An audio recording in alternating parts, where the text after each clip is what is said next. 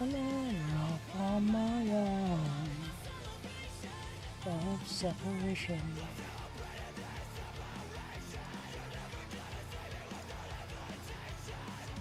I'm off on my own.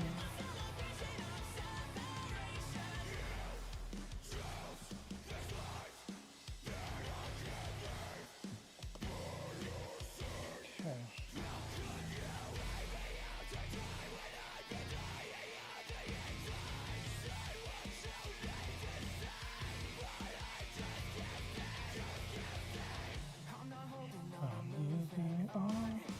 I'm moving all my times. Implementation of separation.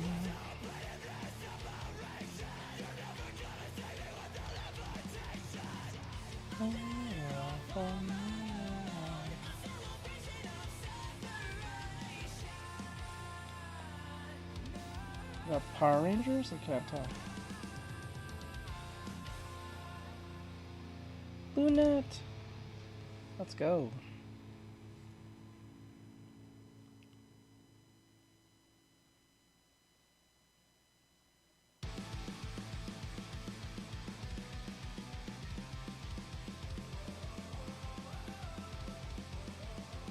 Okay.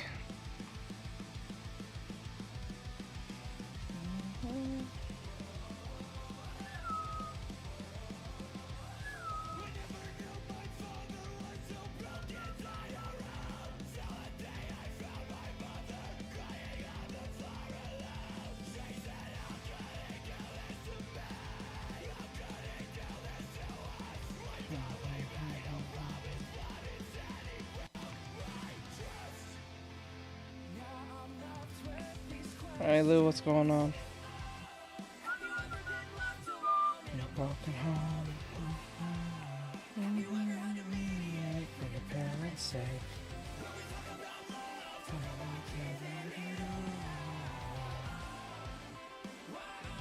I'm fixing up this animatic for a future video.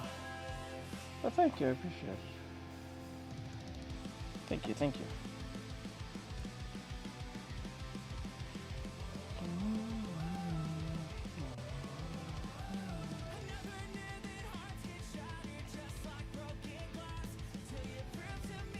But thank you. I appreciate it, eh? What brings you to the stream today?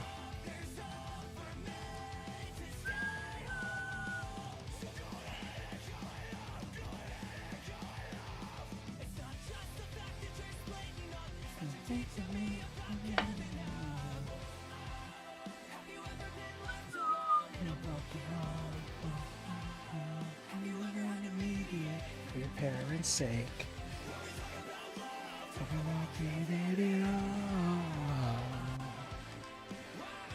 Hey, Lara, what's going on?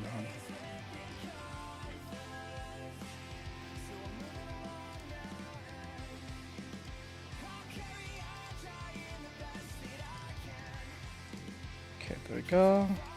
Alright, now we gotta thicken the outside of this so it looks a lot more better.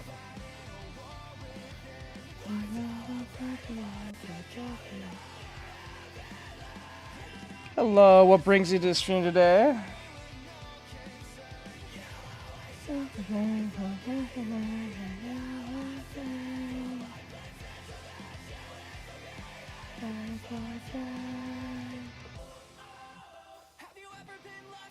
doing well.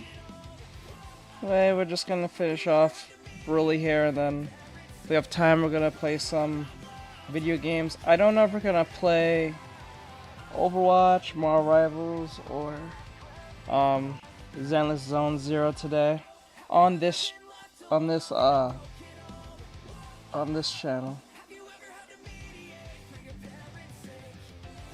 About love,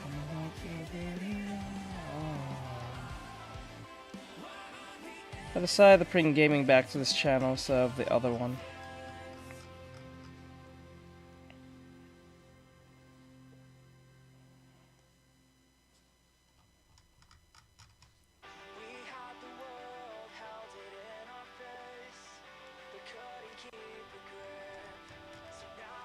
Yeah. How's your drawings going?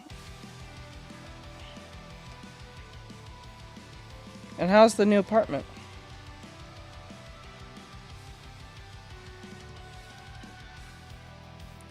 Hey Liz, what's going on?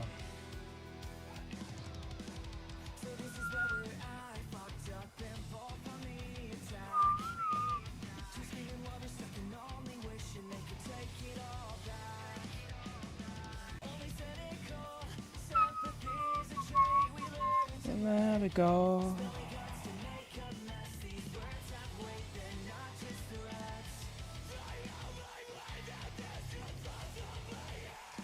Let's go.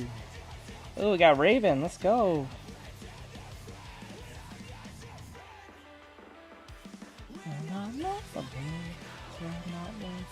Damn. Okay.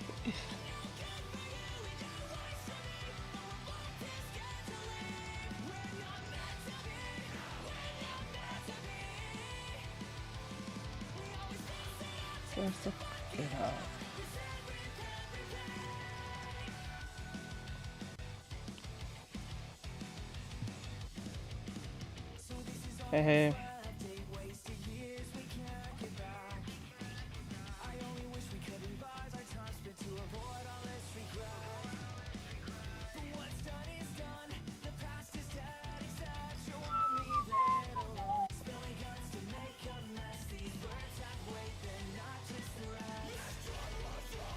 Hello.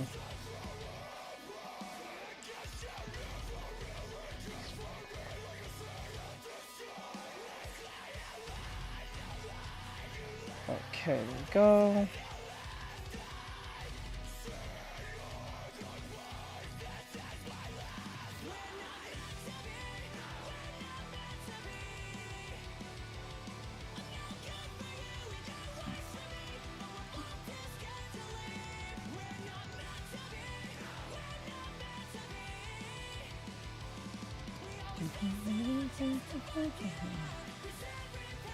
Are you the Green Goblin?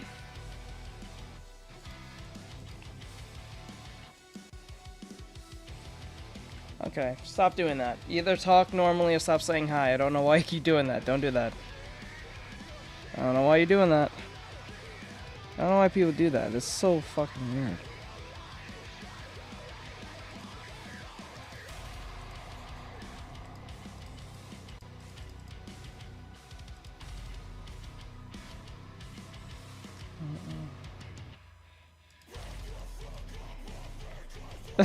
She dropped the gun.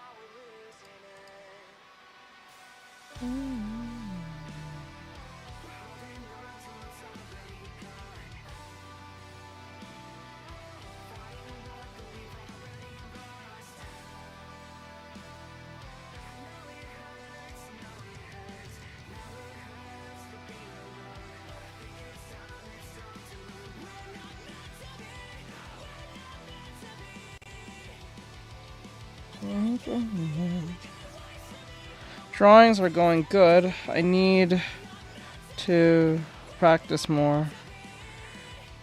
And the apartment is not the best, but you can't have everything, you know. Some people have their toilet in the kitchen and some people's bathrooms don't have doors. Okay, that made me laugh a little. Oh man.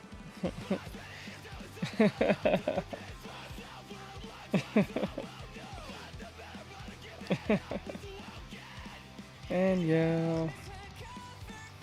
Oh damn, she came with a thickness, boy. There's a lot of thick ladies in this one.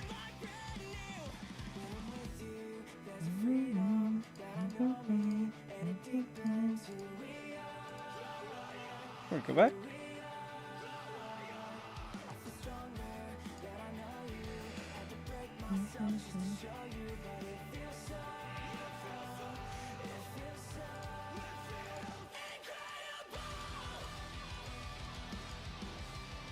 Okay.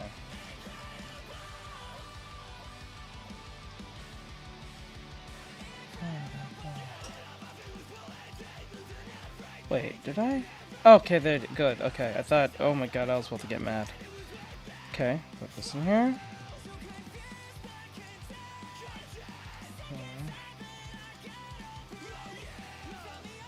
Okay.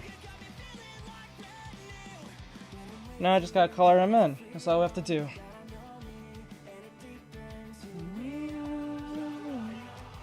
Oh, Dead Man Wonderland. Nice.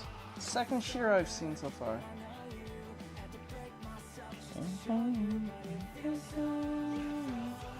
Is it done? It's done.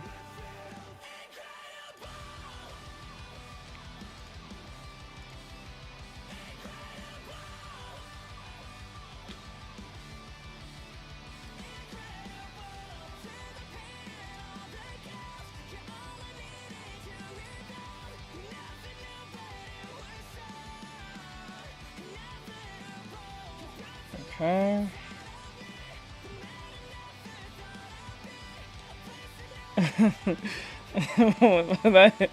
Why was that more funny than it was supposed to be?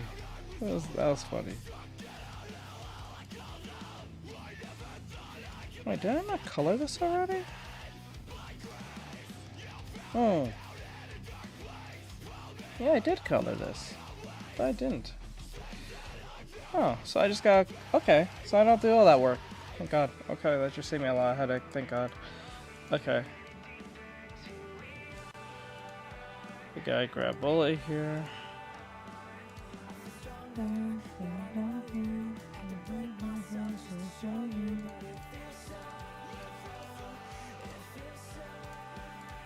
Okay. Is the music too loud, guys? Can you even hear it?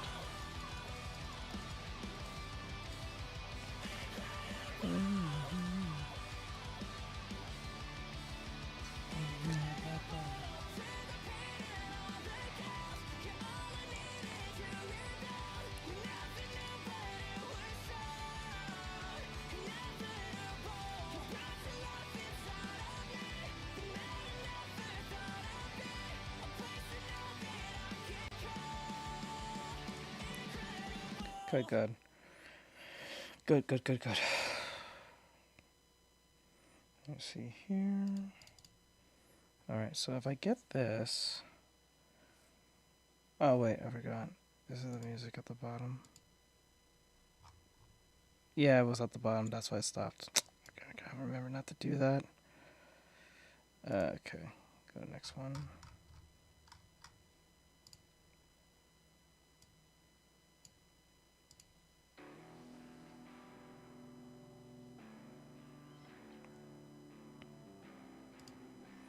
Okay.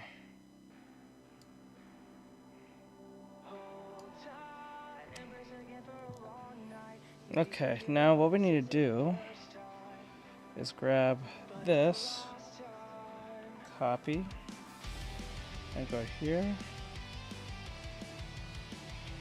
and then paste.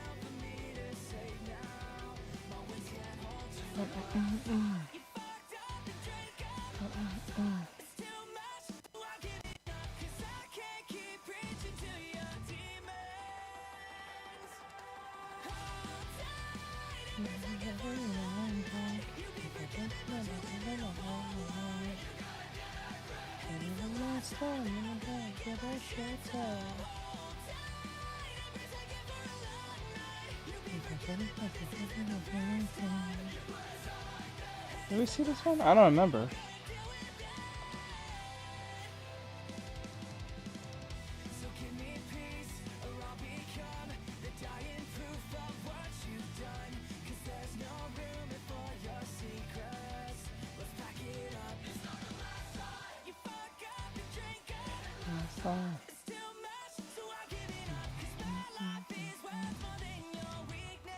Okay, that's a little, okay. That's kind of cool. The last time I'm gonna get a shit out.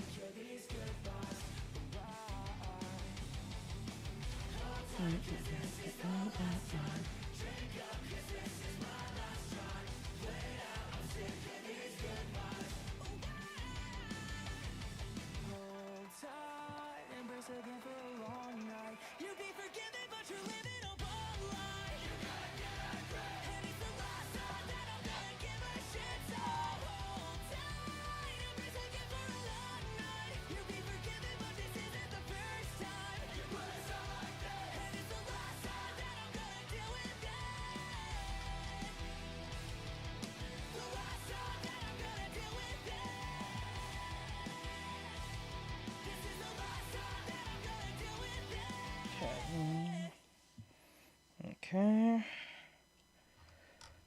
Cool.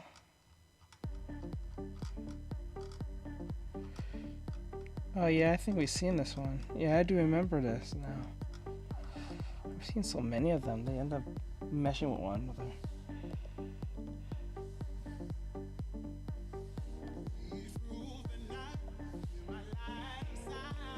Chappy. I think there's gonna be a sequel for that, if I remember right.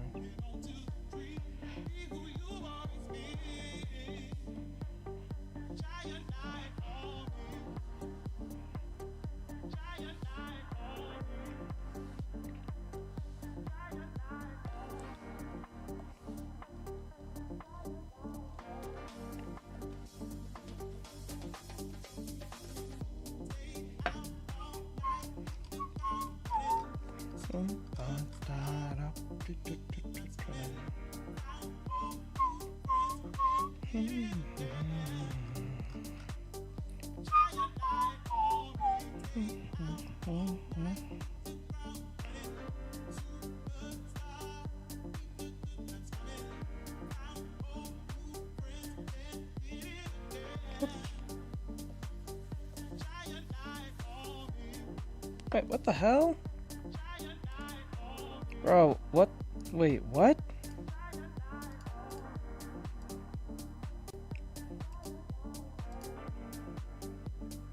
Waffle. I like waffles. Where did my... What the f... Yo, what did I do? Bro, what did I do? What the... What the F? Oh my god, bro. What did I do? What the hell?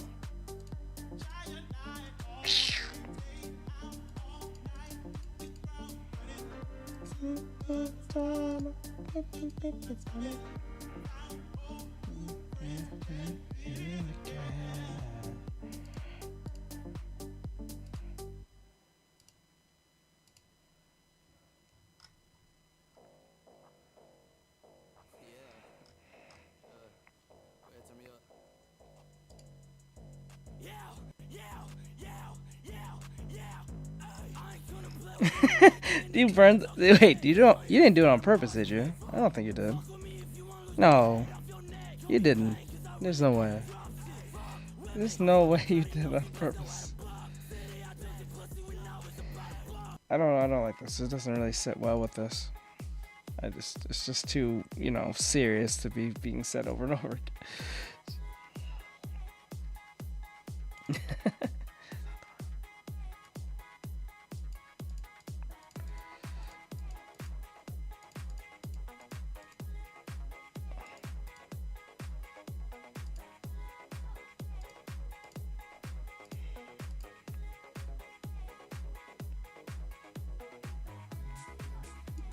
He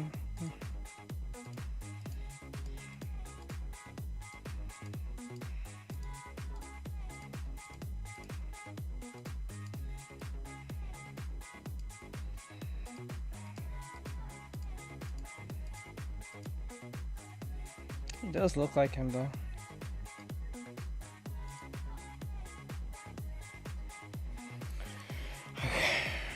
Relax, sack.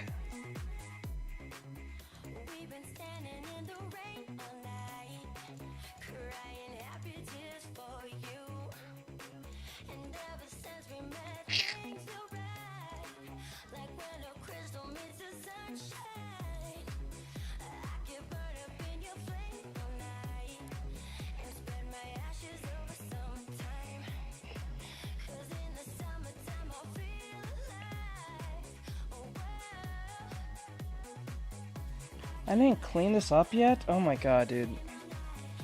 Sometimes I just really question my whole intelligence. Like, bro, what the hell? Ugh.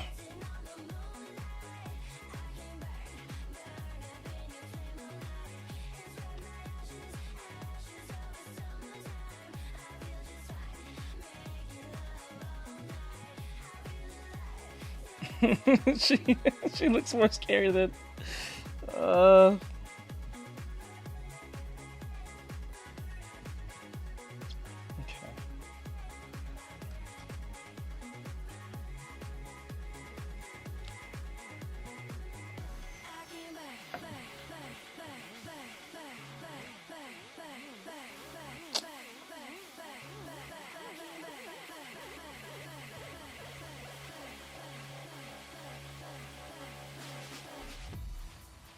Just a whisper gives me butterflies. I'm getting drunk off of that love shine. Free to love it like it's 69. Oh no. Oh no. Oh no. I'm sorry, Leo. Oh. That sucks. That really does suck.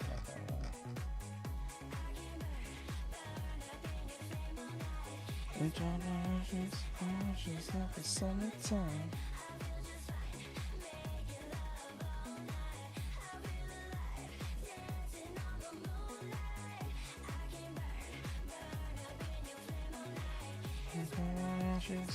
Ashes in the summertime.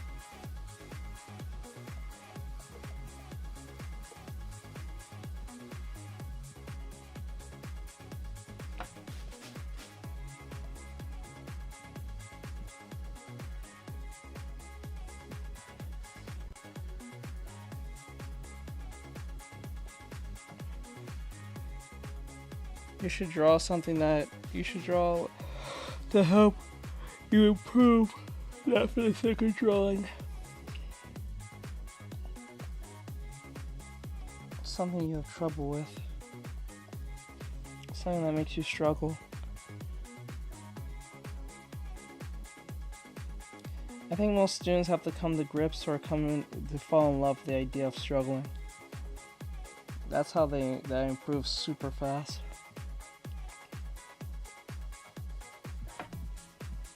But struggling comes with uncomfortableness, so. And the brain is built to make us feel as comfortable as possible. no matter what the situation may be, whether it's selfish or not.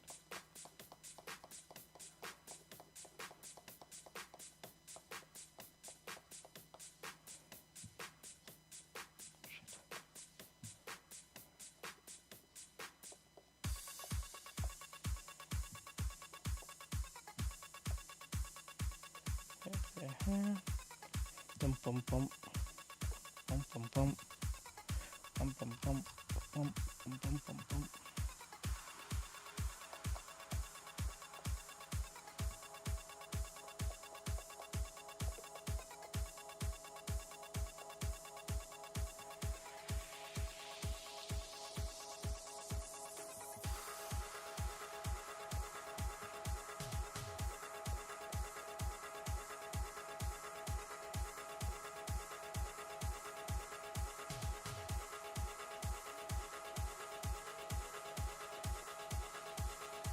There are so many different like variants of like cosplays.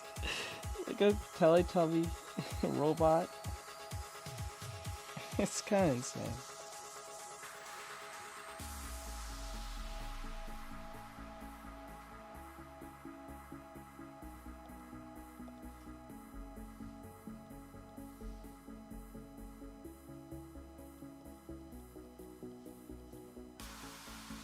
We've been standing in the rain all night, crying happy tears for you. And ever since Where are you from? Warlock? Oh, it's from Destiny? when a crystal meets the sunshine, I could burn up in your flame all night and spread my ashes over summertime. 'Cause in the summertime I'll feel alive. Oh, well, I can burn up in your flame all night and spread my ashes over summertime. I feel just fine, making love all night. I feel alive, dancing on the moonlight.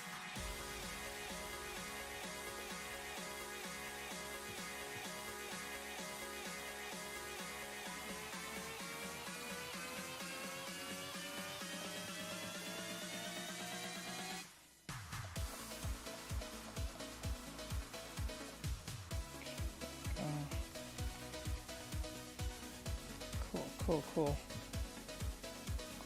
Up. Pretty good. We're almost there.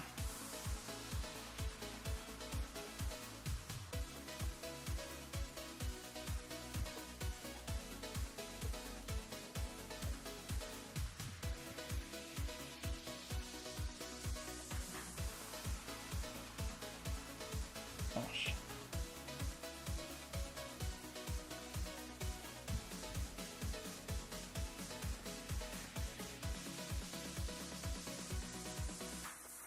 There we go. Just a whisper gives me butterflies. I'm getting drunk What's off that of smell? love shine. I'm smelling some type of perfume. What is that smell? A revolution when two hearts tie. I could burn up in your flame I smell perfume or something. Oh, what the hell that smells coming from? over summertime. 'Cause in the summertime I'll feel alive. Oh, well, I can burn up in your flame all night and spread my ashes Parks of Wreck? Okay, I remember that. Okay.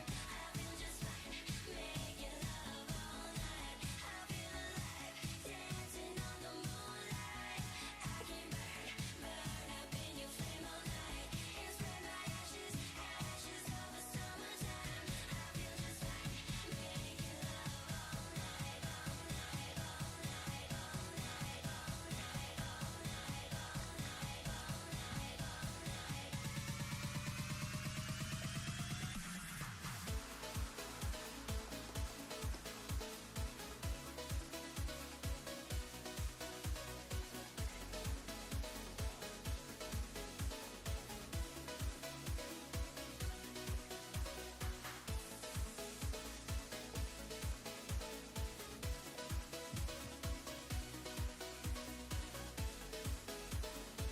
Okay.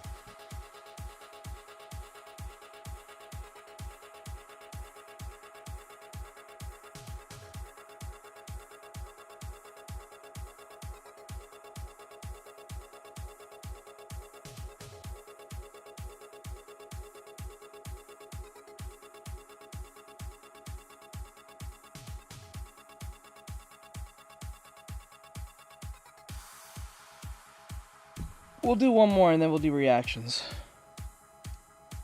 We'll do one more.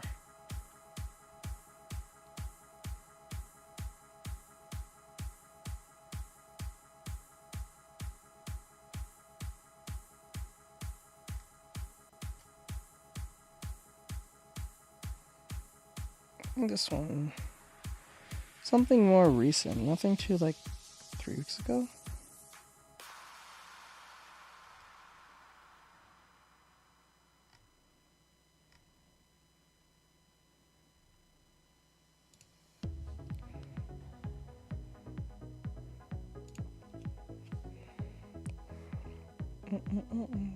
One more.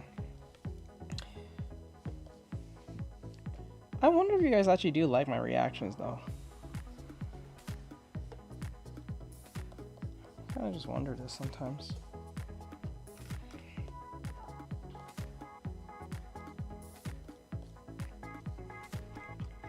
There we go.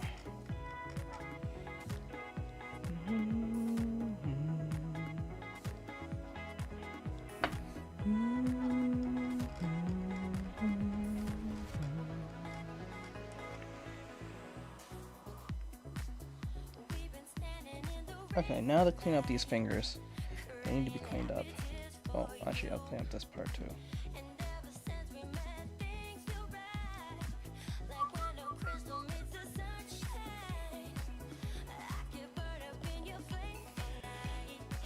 I really like them. Okay, cool. Because my reactions are gonna be posted soon, and I will be editing them as much as I can to make them a little more entertaining instead of just me talking. I'm gonna try my best. They're not gonna be crazy super like edited, but they're gonna be edited to a degree. And, like ease my way back to doing video editing again. Personally for myself. Been video editing for more than 10 years.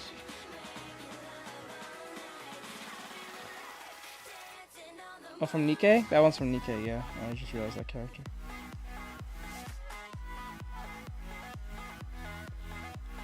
And then I think at 3 o'clock we'll do video games. We'll play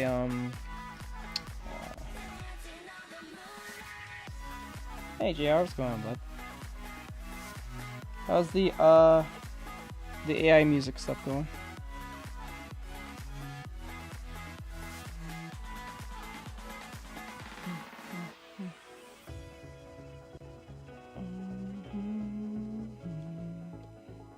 Oh, I might be able to download, what do you call it, I got you, bud. Hope things are going well, though, overall. Running a very epic session. Oh, let's go! That's awesome. I'm glad that you're enjoying yourself making your, D&Ds, bud.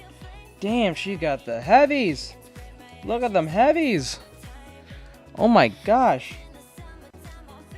She got the heavies! Oh my god, bro! What the hell? Oh my goodness! That's crazy, dude.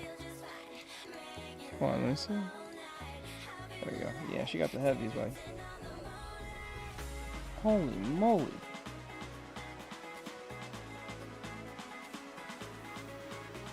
Oh my god. Okay, but yeah, I'm glad that things are going well. Oh, hopefully things are going well with you. Not only just like D&D wise, but work wise. You saw that too? I was like, you saw that too? That's crazy. No. I was like, oh my god. Oh my god. Oh yeah, I remember. I think I'll be able to download Helldivers again. That was, if you say, god damn. God damn. God damn. Oh my god. I gotta download Helldivers again. I can finally do it because I put in the SSD into the computer. It took me forever to put it in, but if I got see what's new on Helldivers.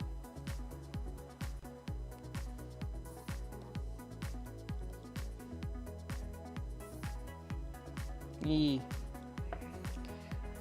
Fight for cyber. Fight for... Hold on. Fight for Cyberstan. Is that a new planet? Bunch of great updates. I also heard that the memory is not that big anymore. It's like what? What was it? It was like 60 gigabytes. Now it's like 25. I don't know how true that was. Not a lot of bloat, as people said. That was what the update. They was able to reduce the memory or something.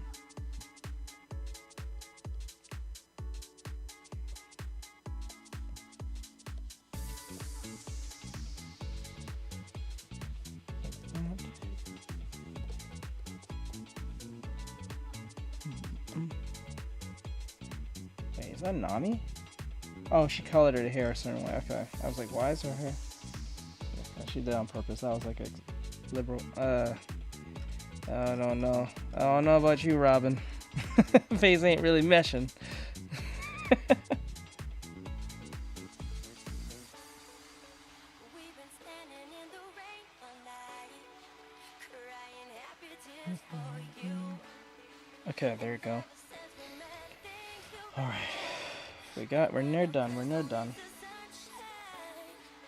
Let me clean this up a little bit more. All night, Some cleaning parts. ashes over summertime. 'Cause in the summertime I feel alive. Okay. Oh, guys, I'll be posting my schedule very soon. I'm gonna be posting a bunch of stuff, letting you guys know what's new and what's different. There's no Zoro because he got lost. You're right. You're right. Makes sense. Okay, let me see. It was one time, bro was literally walking with the team, and I think that was in Dressrosa arc, and he kind of got lost while following the team. That was crazy. Like, bro, that's... I don't even think that's a that's a loss thing. That's a real, like, loss of the... You can't follow directions type nonsense.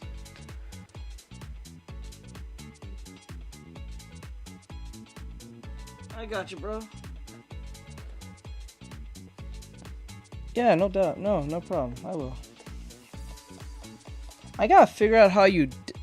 I'm currently trying to figure out how... Wow, is that Ramdata? Ramatra. I'm still trying to figure out how to, stream on Discord.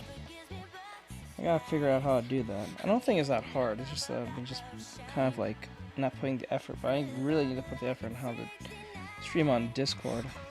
I'm done like streaming on TikTok. TikTok pisses me off. I can't take it anymore. I don't stream on TikTok like that anymore. TikTok is too censored up the wazoo. I can't take it no more. Everything you say is some type of form of bullying or harassment. I was like, bro, how? And then I realized it's not even a person making complaints. It's just literally the AI that just goes rogue whenever you say like 2 keywords. Even if the keywords are not anything that's about maliciousness. You could be explaining something, like a term. And for some reason, that term will be considered bullying. I can't take it no more.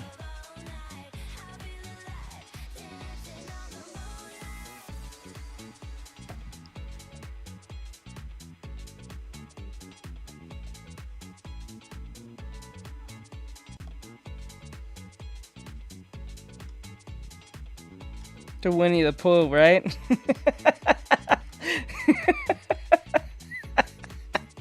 Right? You're really in hot water after that. Big hot water after that. It's crazy. Oops. Okay, he's cleaned up so far. Still need a little more work. Should get rid of these extra lines. There we go.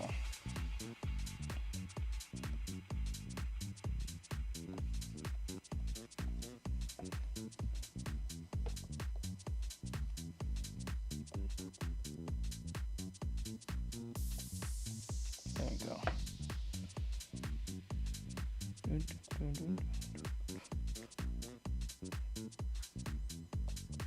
I feel like I'm missing something. Okay, there we go. Oh, she's pretty. She's not bad.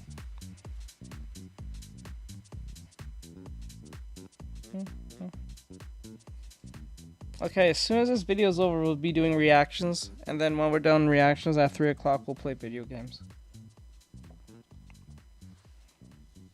Yesterday we played Peak, so I might play some Zenless or some Overwatch, or Marvel Rivals, one of those two.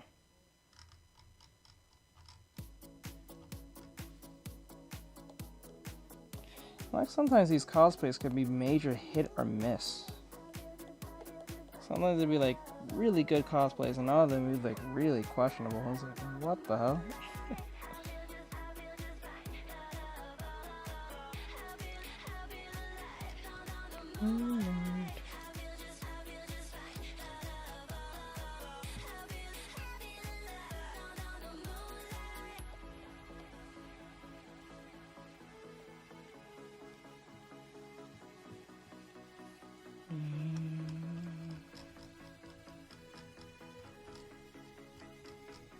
I might play Overwatch first. Yeah, I'll do that. I was gonna play Zenless, but I think we play Overwatch.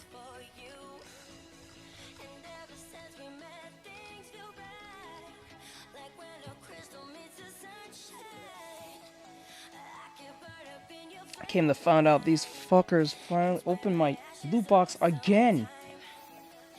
Fucking assholes. They open all my loot boxes. They're like, bro, what is up with you, Overwatch motherfuckers?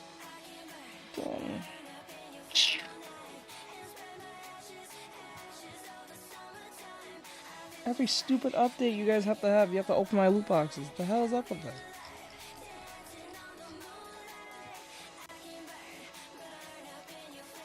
Yep, early stream, bud. At 3 o'clock, we'll play, video games. We'll probably play Overwatch or Marvel Rivals. So I think I'm gonna play Overwatch first. And then I think this Wednesday we'll play, Zenless Zone Zero.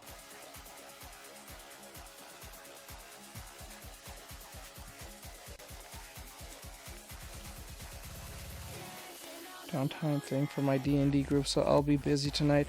But I'm down for Helldivers tomorrow if you're free or sometime. Yeah, no problem, bro. Yeah, since my new schedule is gonna be coming through, I'll be posting that soon, so I might have more opportunities to do off stream. So yeah, I have no problem with that.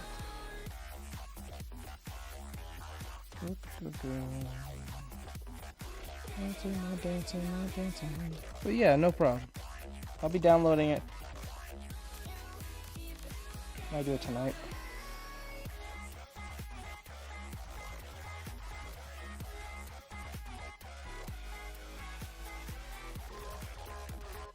What's up, bud? Oh, right. I don't know if you was watching the Instagram chat, but I gave you guys an update what's going to be changing before I post it on all the other community tabs, so people know what's up, what's new, what's changed.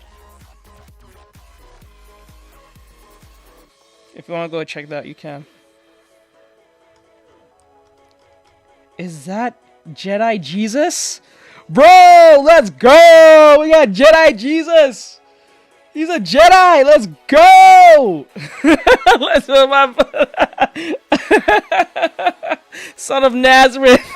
Best cosplay right there, yes! Let's go!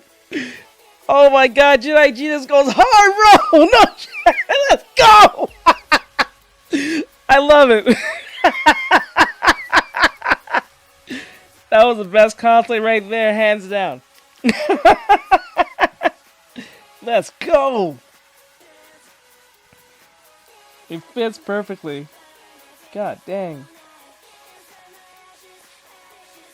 The irony about that, I think a bunch of leftists don't like the Jedi.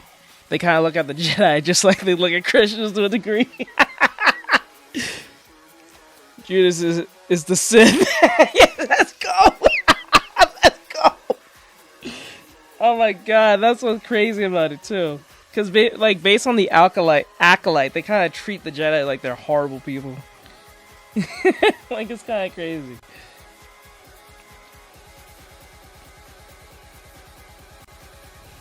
Good that you picked this one, right?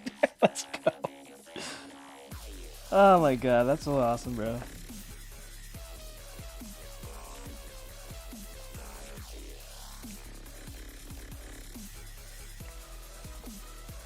Okay, there we go. A little bit more, and then we gotta fix the knuckles. Place more knuckle definition, and then we'll be gone. Okay.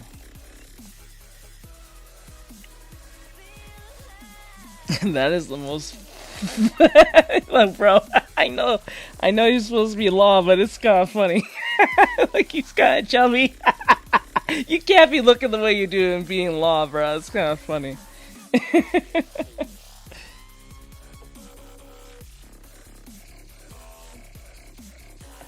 Like Law's one of my favorite characters in One Piece.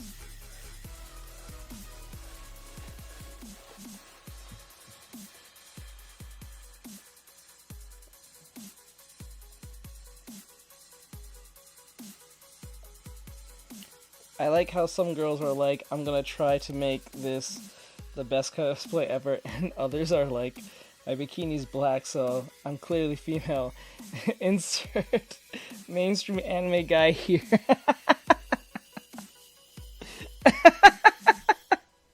You're not wrong. You're not wrong. Let me see.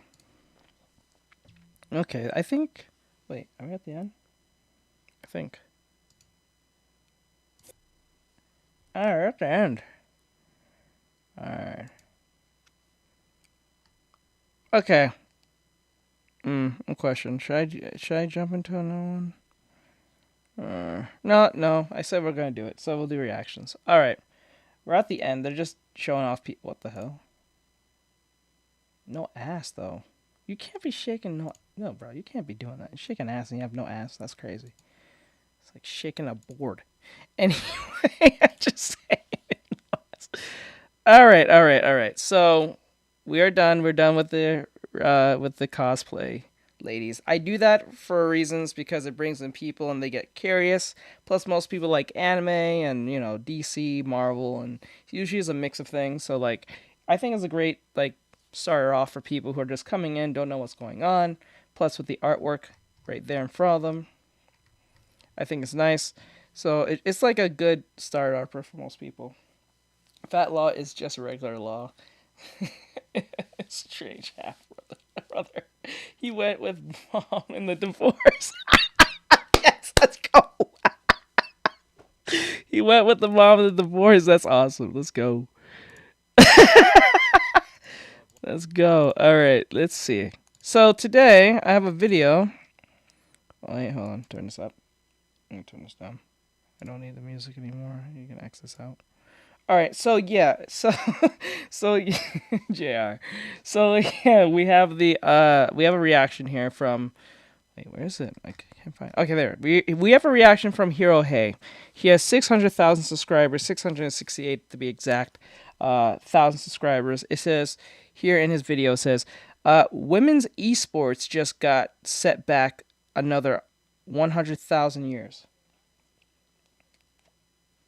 And kids. Oh yeah, I've heard things like that. Like usually when the son goes with the father, they're more well off when they go off the mom. Yeah. Yeah, I kind of heard about that one. Not technically the theory, but I've heard something similar to that. Like most likely men are a lot better off going with the father compared with going with their mother. And sometimes even girls do. I think some of the girls do way better when they're with their father than they are with their mother. 9 times out of 10. Alright, so in this video, I don't hope you guys can hear. In this video, it's from Hero Hey. He said women's esports just got set back 100,000 years back. So we'll see what that's about, see what he's talking about. There must be some drama in the esports scene. Maybe something insanely woke or stupid. Let's see. Let's just say recurring themes with people that like to virtue signal on the internet. In this video, we'll be talking about a specific recurring theme, though, that being hypocrisy. And so we have a new situation that has occurred in the gaming space. But before we talk about that, you remember back a month ago or so with the Deadpool Creator Cup Kingsman situation, where CCFPS began deleting a bunch of tweets talking about how much she hates men? This was interesting for a few reasons. One, she was getting a lot of justified criticism for her poor job as team leader and her role in getting Kingsman kicked from the tournament. And then afterwards, her and other women on the team attempted to play victim, namely Zaza Stack, attempted to play victim and accuse people of criticizing them of being like sexist and misogynistic. Obviously, that's ridiculous. Criticizing what they did to Kingsman, criticizing how they handled that whole situation was, once again, obviously not sexist or misogynistic at all. That's just... This is the situation with the esports situation with the Marvel Rivals incident, because the dude said, hey, can you switch or some crap like that because we're not winning this, and it was $40,000 on the line, and the chick got mad at Kingsman, I believe. I think her name was Cece, and she said her and her team, who was on the same team as him, said, we're only here for the vibes or some nonsense. The focus was more on the vibes than actually playing as a team to win $40,000 or something like that. I think there was high-skilled players who just he tried to tell the girls, because I think he was one of the teammates on one of the team members on the team, and he was playing with them, and he told them, hey, listen, guys, this is not working. We need to swap out. I think you need to switch to a different hero for so we can, hold up this point. And I think Chick said something around the lines is, you're toxic, stop being toxic, we're only here for the vibes type nonsense. It became a super meme. And I think they lost the game, if I remember right, but they got major criticism because instead of focusing and locking in because, $40,000 was on the line, they rather be friendly and not, put a fire under their ass and say, you know what, we need to lock in, stay focused, let's win this. They was focused on toxicity or something. I think sometimes a good sense of toxicity is good because it puts a fire under most teammates' asses so they can stay focused. So like if you have that one teammate that says, "Hey, bro, listen, I know you're trying your best here, but you gotta switch off that Reinhardt, bro. It's not working. Just switch to like a Sig or like maybe a Winston or something. Like, I know that's probably not your best characters, but come on, this is not working. Like, I'm not trying to really on your whole situation, but then again, I'm like, come on. It's not working, bud. Like, that's constructive criticism to a degree because they'll tell you why it's not working. They're not just saying it's not working for the sake of saying it, but they'll say it because they can obviously, from looking from outside in, that this particular hero, it's not working, or your call-outs are not working, your movement's not working, your positioning's off, whatever the case may be. Your teammate is saying that something is not right. There's nothing really wrong with saying, you know what, I can see that my performance is not there. So I'll give it a try. I'll try to use the Winston as best as I can, but I can't promise you that we can win this with the Winston because I'm not good with him, but I'll do my best. If you do that, people will reciprocate the situation, and even if you lost, they won't be as mad at you because you're being a team player. You know what I'm saying? But like, sometimes you just gotta be like, you know what, maybe today or right now is not my time to get angry and fight, especially if there's something on the line like $40,000 off rip. You know what I'm saying? Like, it's one thing you're just playing one casual game or like one comp game, but like if there's $40,000 plus on the line, I think you should listen to your teammates, even if they're being a little bit rude, because they don't want to lose either. You know what I'm saying? They're not trying to sabotage the situation. You know what I'm saying? Just a really desperate attempt at deflection and taking no accountability.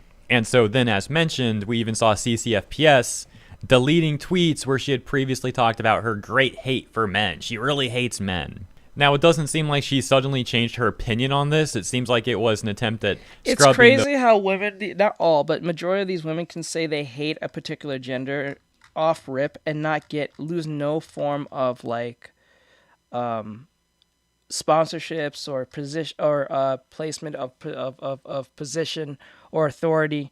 But if a man says the same exact thing, oh God, he loses everything. Remember when Ninja said he doesn't play with female streamers because, well, he doesn't want to be accused of anything because he's protecting himself and he has a wife or something like that. So he doesn't want no indication of, like, if he says something that might come off as rude or might come off as sus or something, he doesn't want that smoke, so he just avoids it altogether.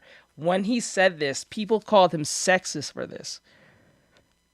Like, what? So it's sexist for me not to put myself in a position where some chick can interpret something I say wrong.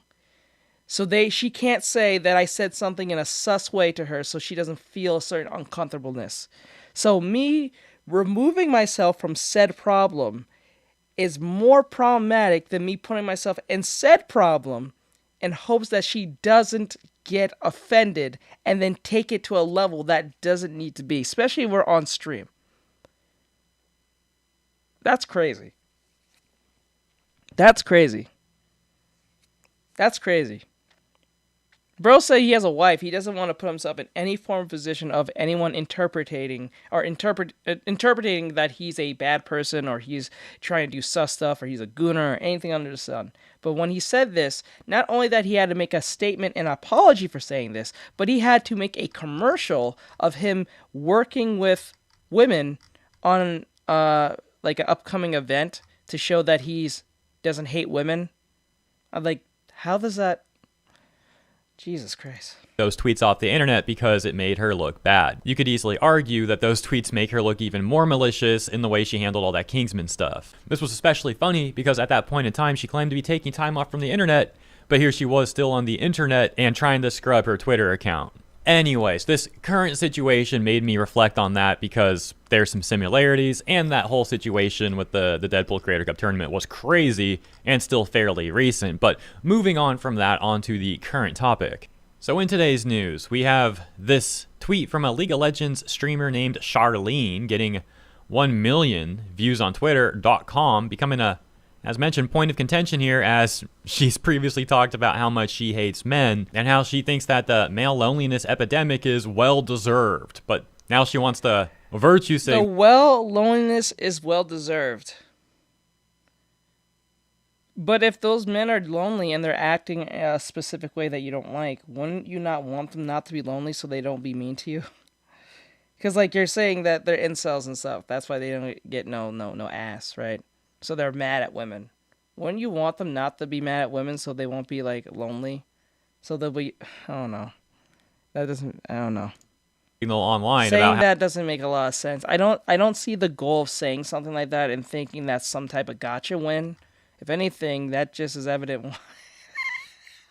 What the hell? How men should become the internet police on her behalf or something, apparently. So let's take a look at this tweet. And the context begins with League of Legends leaks and news, saying Team Voice Chat is officially coming to League of Legends, to which Charlene responds and says Voice this. chat? Okay. Wait, Voice Chat was never on League of Legends? League of Legends is now getting Voice Chat?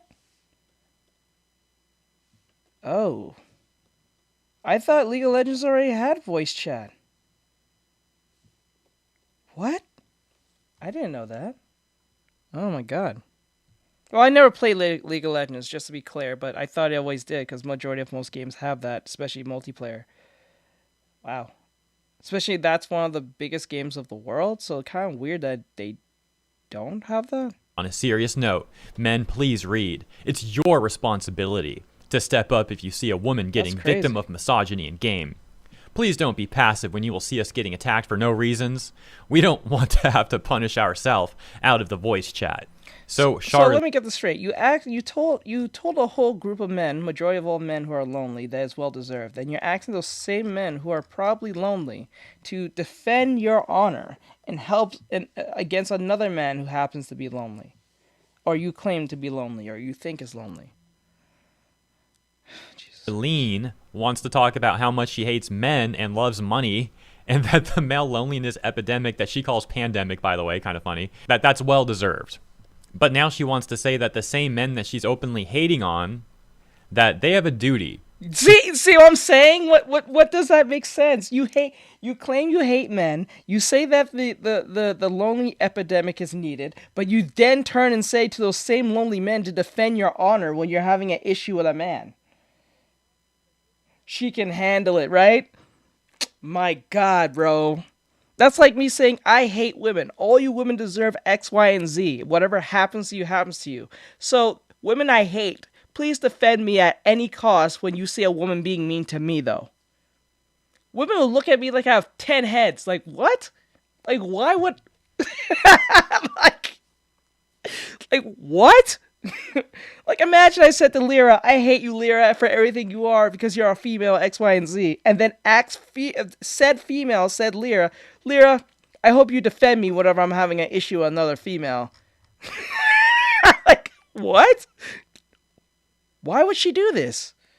He says it's your responsibility to become the internet police on her behalf, essentially. Hell to become no. her personal police force. Oh no, what we used to call it?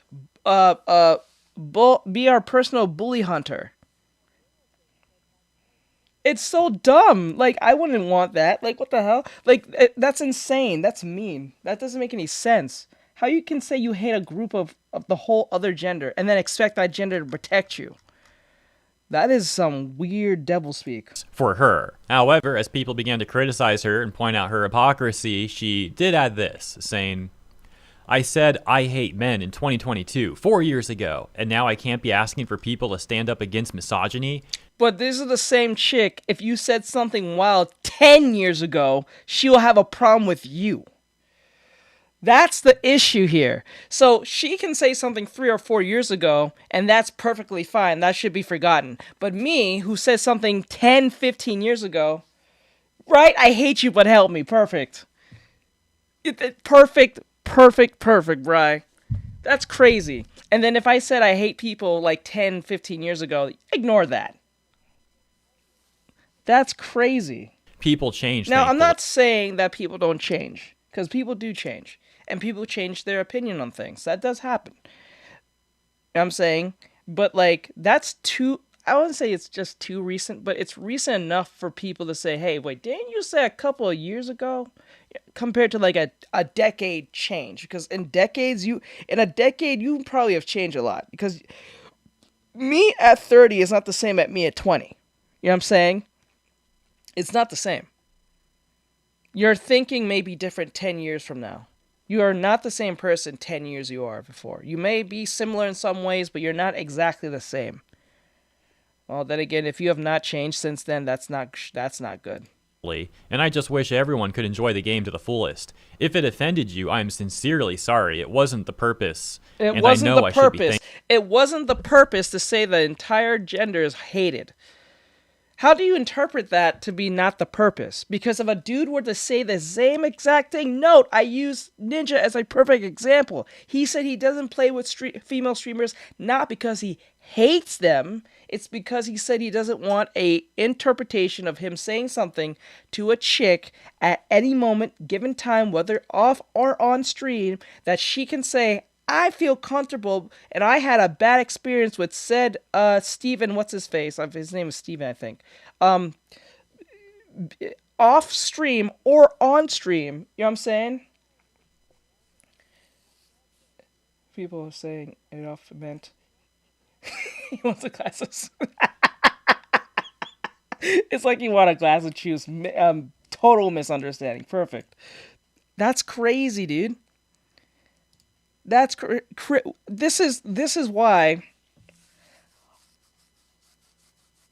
Oh man. Thankful for all the nice guys that are supporting me out here. However, people would point out that she really hasn't changed at all. For example, the tweet where she's talking about the male loneliness epidemic being well deserved. That was a few weeks ago on January 20th, 2026. Oh, God.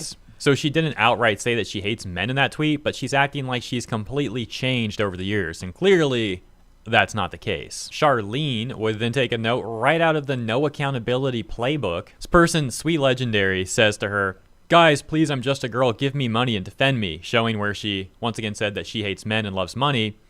Then Charlene says, 2022 tweet, thankfully I changed. So other person says, doesn't look like it, and posts a quote tweet where Charlene says, I wonder why, responding to someone else who had. See, this is like, that's kind of like saying I hate women, but I love pussy. Like, I don't have to like you to have sex with you. I just like having sex. If a man were to say this, he's hated. You hate women. You're a misogynist. But she can say, I hate men and I want money. Men I hate, give me your money.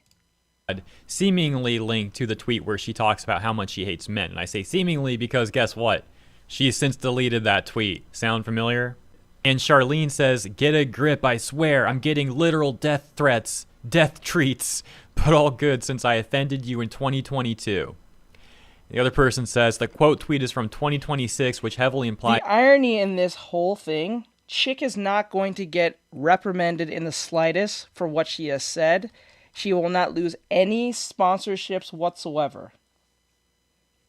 Remember when Pokimane found out that It's a Gundam was making fun of her for like a video, and then she went to the sponsor and told the sponsor, I like how you have a man who hates women making fun of me, and he managed to lose the sponsorship?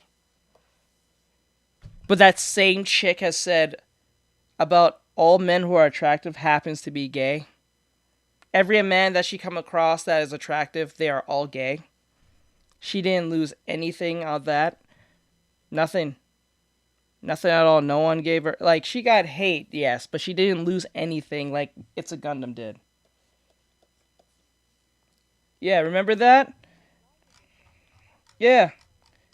Remember, It's a Gundam made a video that was factual, verbatim, on things she said and done.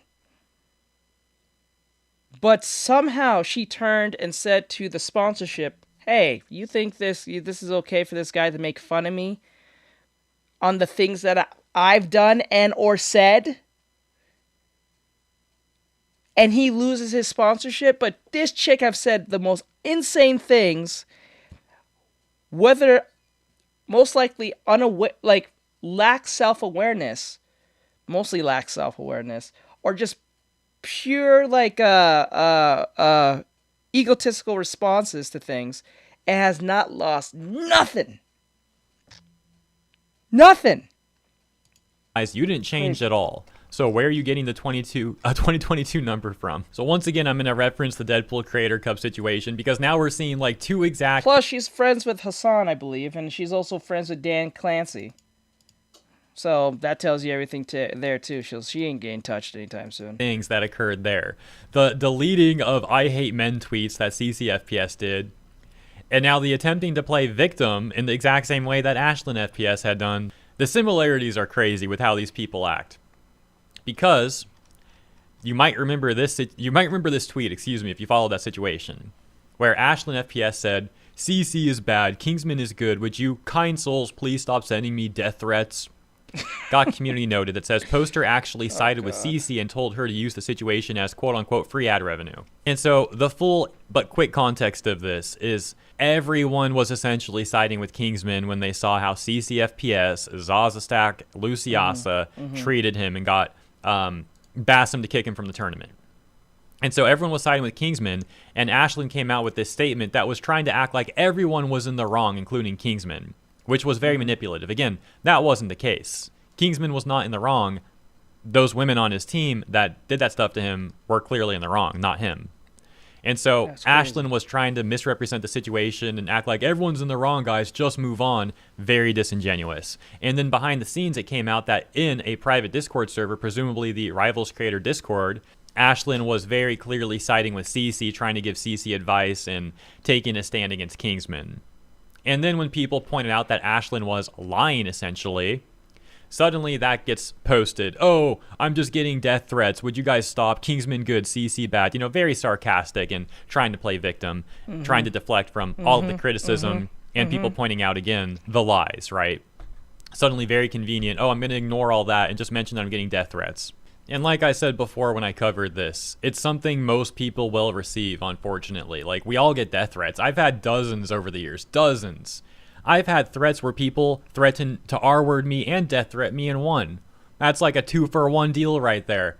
What am I... Yeah, girls think they only get the R-word and all the death threats from only their way. No, men get it too. Men say that crap to each other too. This is proof how most of them have never been in an actual COD lobby. Back in like from 2006 all the way to like 2010, they have never been in a true COD lobby at all. COD lobbies will change you. It will make you. It will make your tolerance even higher of things. Like you're just like, it's not that big of a deal. Super victim now? Am I like a plus ultra victim because I've had that too? Like no, like whatever, you know. 2-for-1 deal is crazy. Whatever. Conversely, there's been 2-for-1 deal is crazy. situations where people get caught lying about that stuff. I've literally seen people getting caught sending themselves death threats on a burner account. Other times people just make this stuff up. I'm getting these threats, and they really didn't. Because, again, they want to deflect. Now, whether they're making them up or spoofing them or are actually getting them, again, none of this is an excuse. Yes, to a degree, because you know your friend is not going to R-word you, right? Like, if you're good friends with, say, Larry, you have a good friend that you know. It doesn't have to be a dude. It could be a girl, right? If a girl says that to you, because... Hey, Jacob. Like, if a girl that you know, like, you're good friends with them for, like, 10 plus years more, right? And because you, I'm not saying you specifically, but most girls call each other bitch as a form of endearment, which I don't really understand that nonsense. But anyway, like, you girls call each other bitch and, you know, the C word, this, that, and third as a form of endearment just to show how close you are.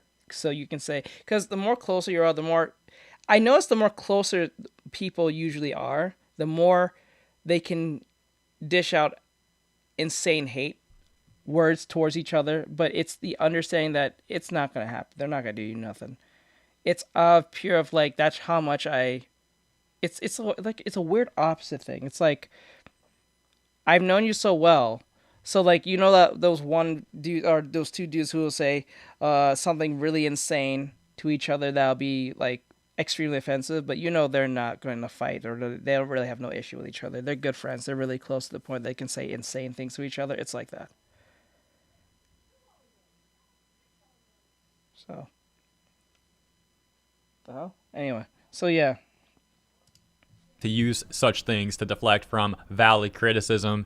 And if someone does act like that, it's just a bad look for them. It looks like they're deflecting. So yeah, that stuff is unfortunate. Again, I'm obviously not saying those threats are good. I said it's an unfortunate part of the internet, but it is what it is. You all get my point. Moving on. On the other tweet where Charlene acted like she changed so much since 2022, which clearly wasn't the case, she also got this response that sarcastically says, I hate men and that's why I asked them to change. Charlene then making this response we haven't taken a look at yet, where she says, I don't want to hate them, but it makes me sad to see how normal is misogyny. 950 plus comments on my tweet, it's terrifying. And most of the people who are responding are simply pointing out her hypocrisy. That's not all misogyny. Like, it's ridiculous how these people want to call criticism misogyny. Over and over again, this happens. Like, people are quite literally just showing what Charlene said. They're like, hey, is this you?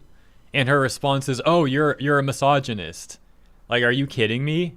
You really don't have a better response. It's just, oh, throw a buzzword out there and hope for the best. Yeah, okay, good luck. She wasn't done there, though. She went on to say, we really need to be able to rely on you. Being passive and not stepping up is being part of the problem. I don't want to cry on stream every day. Why am I temporarily trying to be your boyfriend, simp? Like, I don't understand that. That's how she's right. That's how she wants men to be.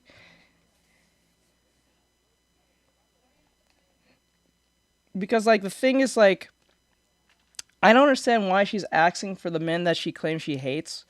Not specific men. She didn't even say incels. She said men in general. And then she said the lonely men epidemic is deserved. Let me see. Hello. Hey, PT. Men aren't how you picture them. Most men are better than most men. Oh, that depends. That depends on who you're asking. Ever there was a name in Hollywood that screams career self-destruct. Oh, wrong one. It's not my bad. Hey, the comments. Cancel voice chat already, please, League of Legends. I asked you guys to stand up against misogyny. I did not insult your mom, by the way. And she said all of this. Why I said men need to stand up for women? Basically, if we Wait, leave the no voice way. chat, it will not fix No way. It's not deserving you're picky. That means you have standards. That's like girls saying you is well deserved for women to be it's like saying girls who are picky should be well deserved to be lonely. I'm like, no, I don't think that's a bad thing. If they have a preference, then that's their preference. It doesn't matter how unhinged it could be. The chick can be 4'11", say she needs a guy who's 6'10" and makes six figures. If that's her standard. Oh, this chick said on stream that she said she hates men because men will not defend her when she's in arguments in games that she caused. Pretty much that's what it is. So the problem and encourage men to continue being misogynistic. It then makes the environment even more hostile for them. Yeah, that's a good thing. Having standards is a good thing. If you have no standards, then you will take anything. That's not good. That's actually not good. Now, I'm not saying you're hateful or anything, or you're lacking inclusivity or some stuff. No, I'm saying that you have a preference. If you are a chick who likes dudes, if you're like a girl who's 6'7", and you want a dude who's 5'3" for whatever reason, but he has to fit a specific criteria within that 5'3" height and that 5'3" personality, that's your preference. I don't think she deserves to be alone. But actually, quite frank, there's a lot more short dudes there and tall. So you probably just made your dating pool at least high enough for you to find some dude that's going to take you. Because there's some dudes who actually want a chick that's taller than them. I don't really understand it, but then again, that's just them. So when women speak up about what they experience, they don't easily get listened to. They are part of an oppressed group.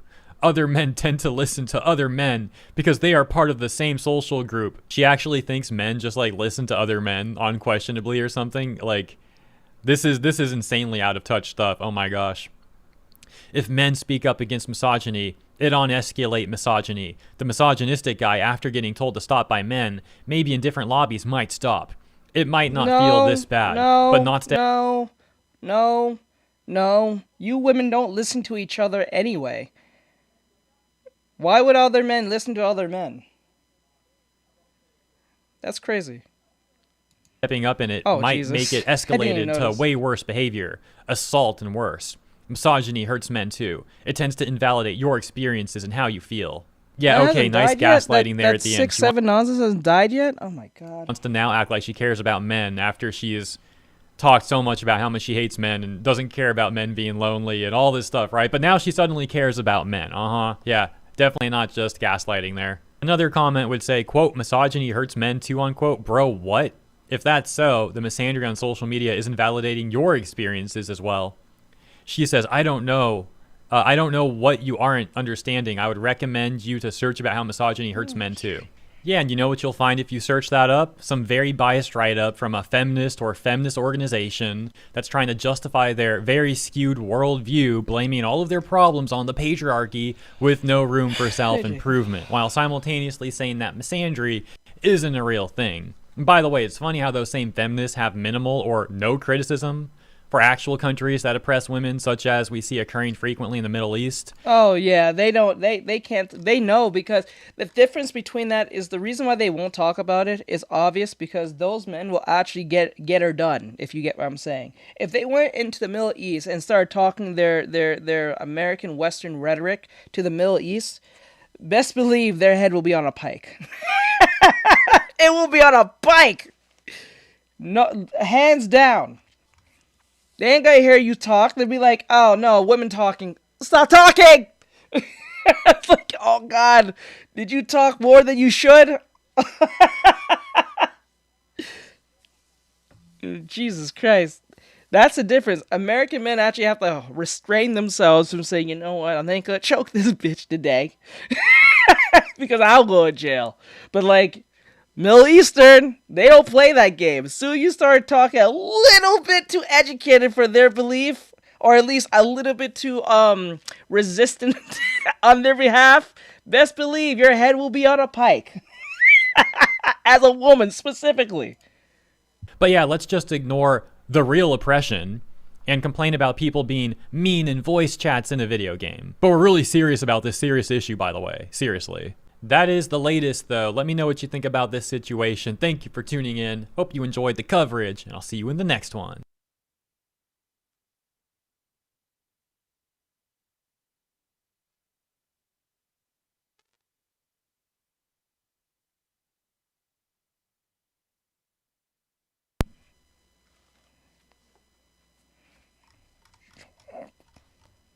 Oh, sorry about that, guys.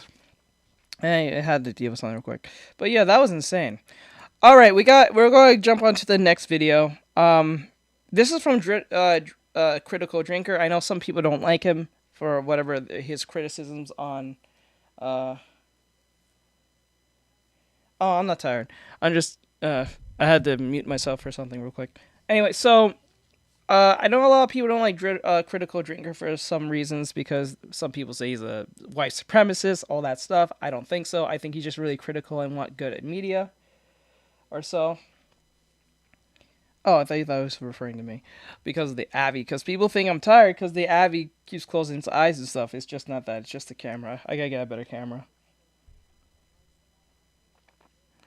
Okay, so he's just a person who usually criticizes like movies and stuff in like mostly movies in the West, like superhero movies and all that stuff.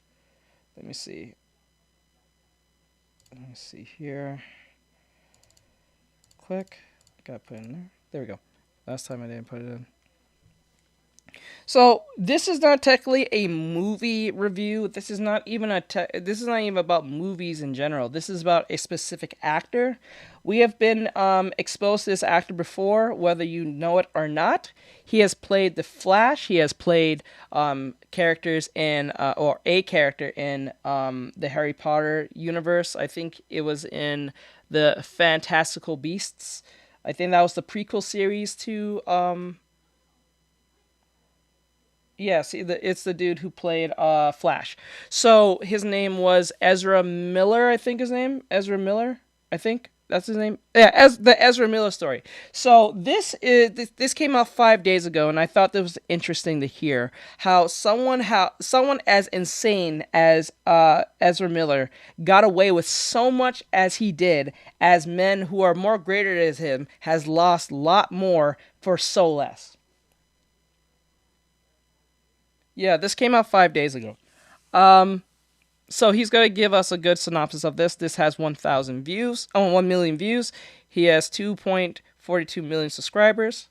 And this is called The Crash and Burn of Ezra Miller. So some of you may have recognized him from other movies he's played in, but most people know him as The Flash. That one character from Fantastical Beasts. So this is a synopsis of his career from the start to a literal crash. The video's only 10 minutes long, so it's not like an hour-long thing. Yes. Wasted potential, and a personal life that makes Charlie Sheen look like a model citizen. It has got to be Ezra Miller, aka the Bengal Ghouls, the Mad Goose Wizard. From talented indie darling to big budget superhero star, this guy really seemed to have the industry in the palm of his hand. He had the acting chops, the youth, the chiseled looks of a male model, a willingness to push boundaries and take creative risks, to make gender, sexuality and fashion into his playthings like a modern day David Bowie. People just couldn't seem to get enough of Ezra Miller, and with his rise to big budget franchise films, he was poised to become the next big A-list movie star. There was just one small problem. He was a fucking Fruit Loop, and before you could say red flag, the Hollywood dream unraveled into a nightmare of arrests, kidnappings... Yes, this dude was actually insane. I don't think you guys really understand the shit he was up to and what he was doing. I would be surprised if he was in the Epstein files somewhere down the line after Epstein's death, if this man's actually dead. People are saying he's alive, but I'm not sure yet. But like, the point is, like, this man is that insane. He's actually clinically insane. If you hear, like, we are already knowing some of the stuff he has done. This is majority of the stuff he has done before the Flash, before the Justice League, all this stuff. He's insane. I don't know. I really don't know how he's not. It's insane. Like, listen to this. Assault accusations, drug use, crazy religious cults, and complete emotional meltdowns. Ezra Miller didn't just crash and burn, he nuked his fucking career from orbit, going from Hollywood golden boy to unemployable pariah. So, let us learn about this particular crash and burn together, shall we? Ezra Matthew Miller was born in New Jersey in 1992, one of 3 children to Marta Miller, a dancer, and Robert Miller, the president of a major book publisher. A shy kid who suffered from a chronic stutter, Miller enrolled in opera classes at the age of 6 to help him overcome the impediment, and ended up performing for the Metropolitan Opera in New York. Nice stuff, but his real passion turned out to be acting, and at the age of 16 he landed his first role in the low-budget drama After School, about a teenager who witnesses a pair of girls OD while filming a school project. The movie was a modest success in film circles and got just enough recognition to win him more roles, and the following year he was acting opposite Andy Garcia in the dramedy City Islands. But it was the chilling 2011 psychological drama We Need to Talk About Kevin that really put him on the map. Surprise, surprise, Miller plays a troubled teenager who has a dysfunctional relationship with his mother that eventually escalates into a full-scale massacre at his local high school. It's not exactly a fun watch, but credit where credit's due, Miller is superb in it, and more than I'm not gonna lie. He really sells his character. I have not seen this movie. He really sells his character. He looks like exactly what he should be, in jail. With his head shaven like this. This is exactly where he should be. I'm dead serious. That's how much I think Ezra Miller should be in jail. This man's insane. Look at him. Look at him. This fits perfectly. This is where he should have been. Oh, God. capable of holding his own against a veteran actor like Tilda Swinton. By now, his star was very much on the rise, and Miller was gaining a reputation as the exciting new talent in town, able to play complex and challenging psychological roles, but just as comfortable doing breezy romantic dramas like Madame Bovary and The Perks of Being a Wallflower. Hollywood was taking notice of Ezra Miller, and it wasn't long before bigger roles started coming his way. The first of these was the announcement of his casting as the Flash in Zack Snyder's doomed DC universe. In retrospect, it was probably a bad move, but at the time it seemed like a huge opportunity, and whatever you might think about the movies he was actually in, Miller seemed to understand the assignment when it came to playing Barry Allen. He brought just the right amount of nervous energy and neuroticism to the character, balancing out the stodgy seriousness of the rest of the cast. Unfortunately, Justice League, his first big outing as the character, turned out to be a troubled production. Snyder was forced to bow out halfway through the process, and Joss Whedon's hasty course corrections didn't do much to help the movie, which got roasted by critics and disappointed at the box office. Still, Miller's momentum didn't seem to be impacted too badly, and his recurring role in the Fantastic Beasts franchise turned out to be just the saving grace he needed to stay on top. Ezra Miller was still very much in demand, a talented actor whose attention-grabbing outfits, daring photo shoots, and weirdly open and self-reflective interviews all played into the image of a vibrant and complex artist just bursting to express himself. Unfortunately, it was all about to come crashing down in spectacular fashion. Accounts of what exactly happened differ depending on the sources, but a lot of people seem to agree that the problems really began when Miller's parents announced their divorce in 2019. From there on, his mental health went into a sharp decline. He became isolated, withdrawn, and paranoid. He started wearing a bulletproof vest and carrying a gun wherever he went, convinced that the KKK were out to get him for some reason. Then came the strangulation video. In April of 2020, Miller found himself in a bar in Iceland. Hey, we've all been there. When he was confronted by a local woman. His response? Grab her by the neck and force her to the ground in a fucking stranglehold. Note, she is pregnant. Note, this woman is pregnant. He was strangling a pregnant woman off rip because he felt somewhat offended by something she said and or did.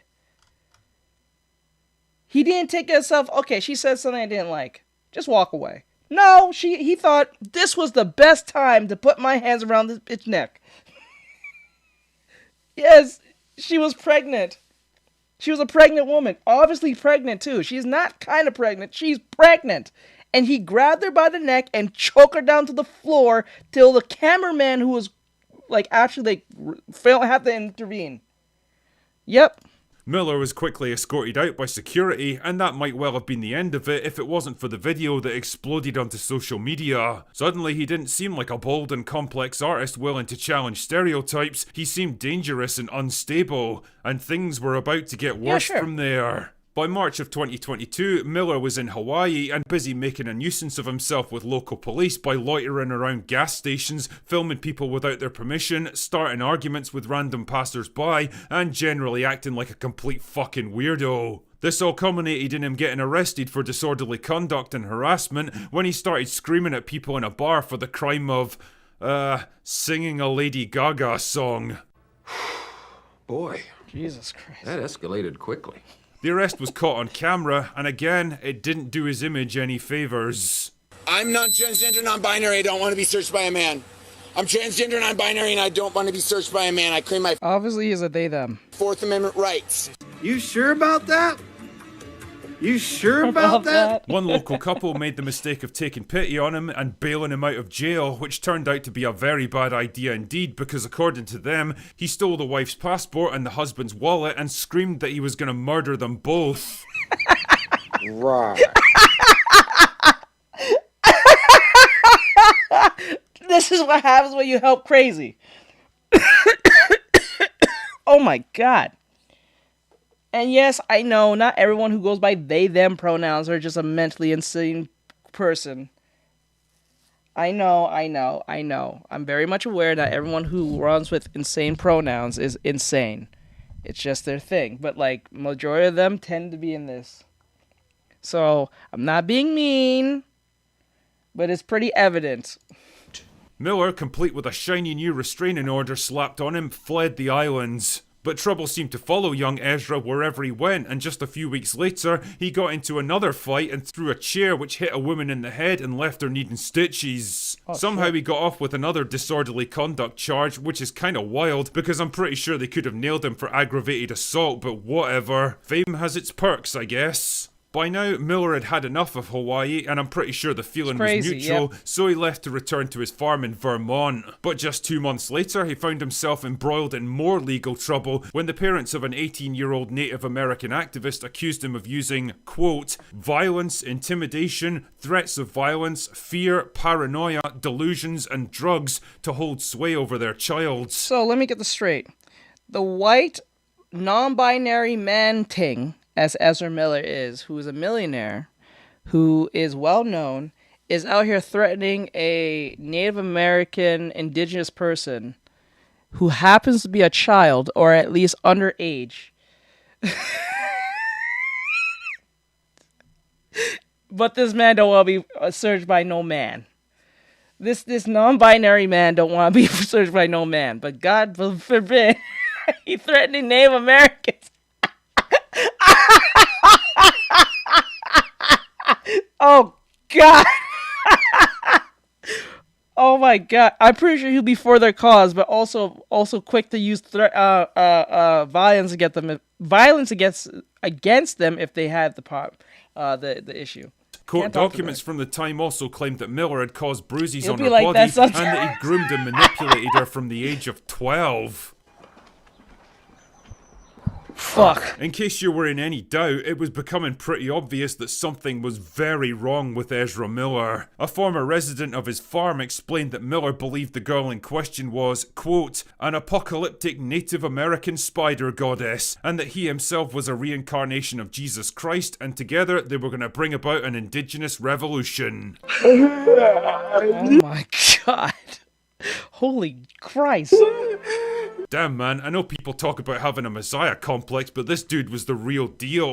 That very same month, another woman was granted a restraining order against Miller, this time in Massachusetts, for brandishing a gun and inappropriate behaviour towards her 12-year-old daughter. She also claimed that Miller considered the child to be a powerful mystical being who would be lucky to have Ezra to guide and protect them. Shortly before the restraining order was granted, Miller apparently arrived at the family's home dressed as a cowboy and tried to buy horses for the child's. What? Are you retarded? You know, What? we can often laugh at the well-deserved downfalls of pompous celebrities in these videos because most of the time they're just arseholes who overplay their hand or idiots who failed upwards until they got discovered, but this is getting into actual disturbing territory here. Things were about to take an even darker turn when police showed up at Miller's Vermont farm after claims that he was sheltering a woman and 3 young children there, that guns and ammunition had been left lying around unsecured, that Miller himself was smoking weed and blowing it into a baby's face. Bro, bro.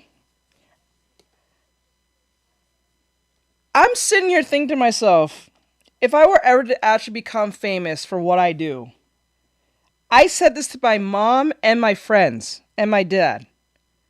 I said, if I ever become actually famous where people can recognize who I am, I am destroying my whole personal social media. This bro's out here having cults. He's out here threatening Native Americans. He's fighting the police. He's beating up pregnant women. He's fighting women in general. He's threatening the KKK for some odd reason. Not saying they're good people. I'm just saying, like, he's just out here threatening with, just beefing with them for no reason. Like, I don't understand this. Like, how do we get to this point? To the point that he has a woman and her 2 kids being held up as hostages as he's over here with weapons. Where is he getting the money? Who's not watching this, man? Where's your PR person? Where's your manager? Where's everybody? Most celebrities can't walk on the street in Walmart without being seen. This dude's just doing whatever.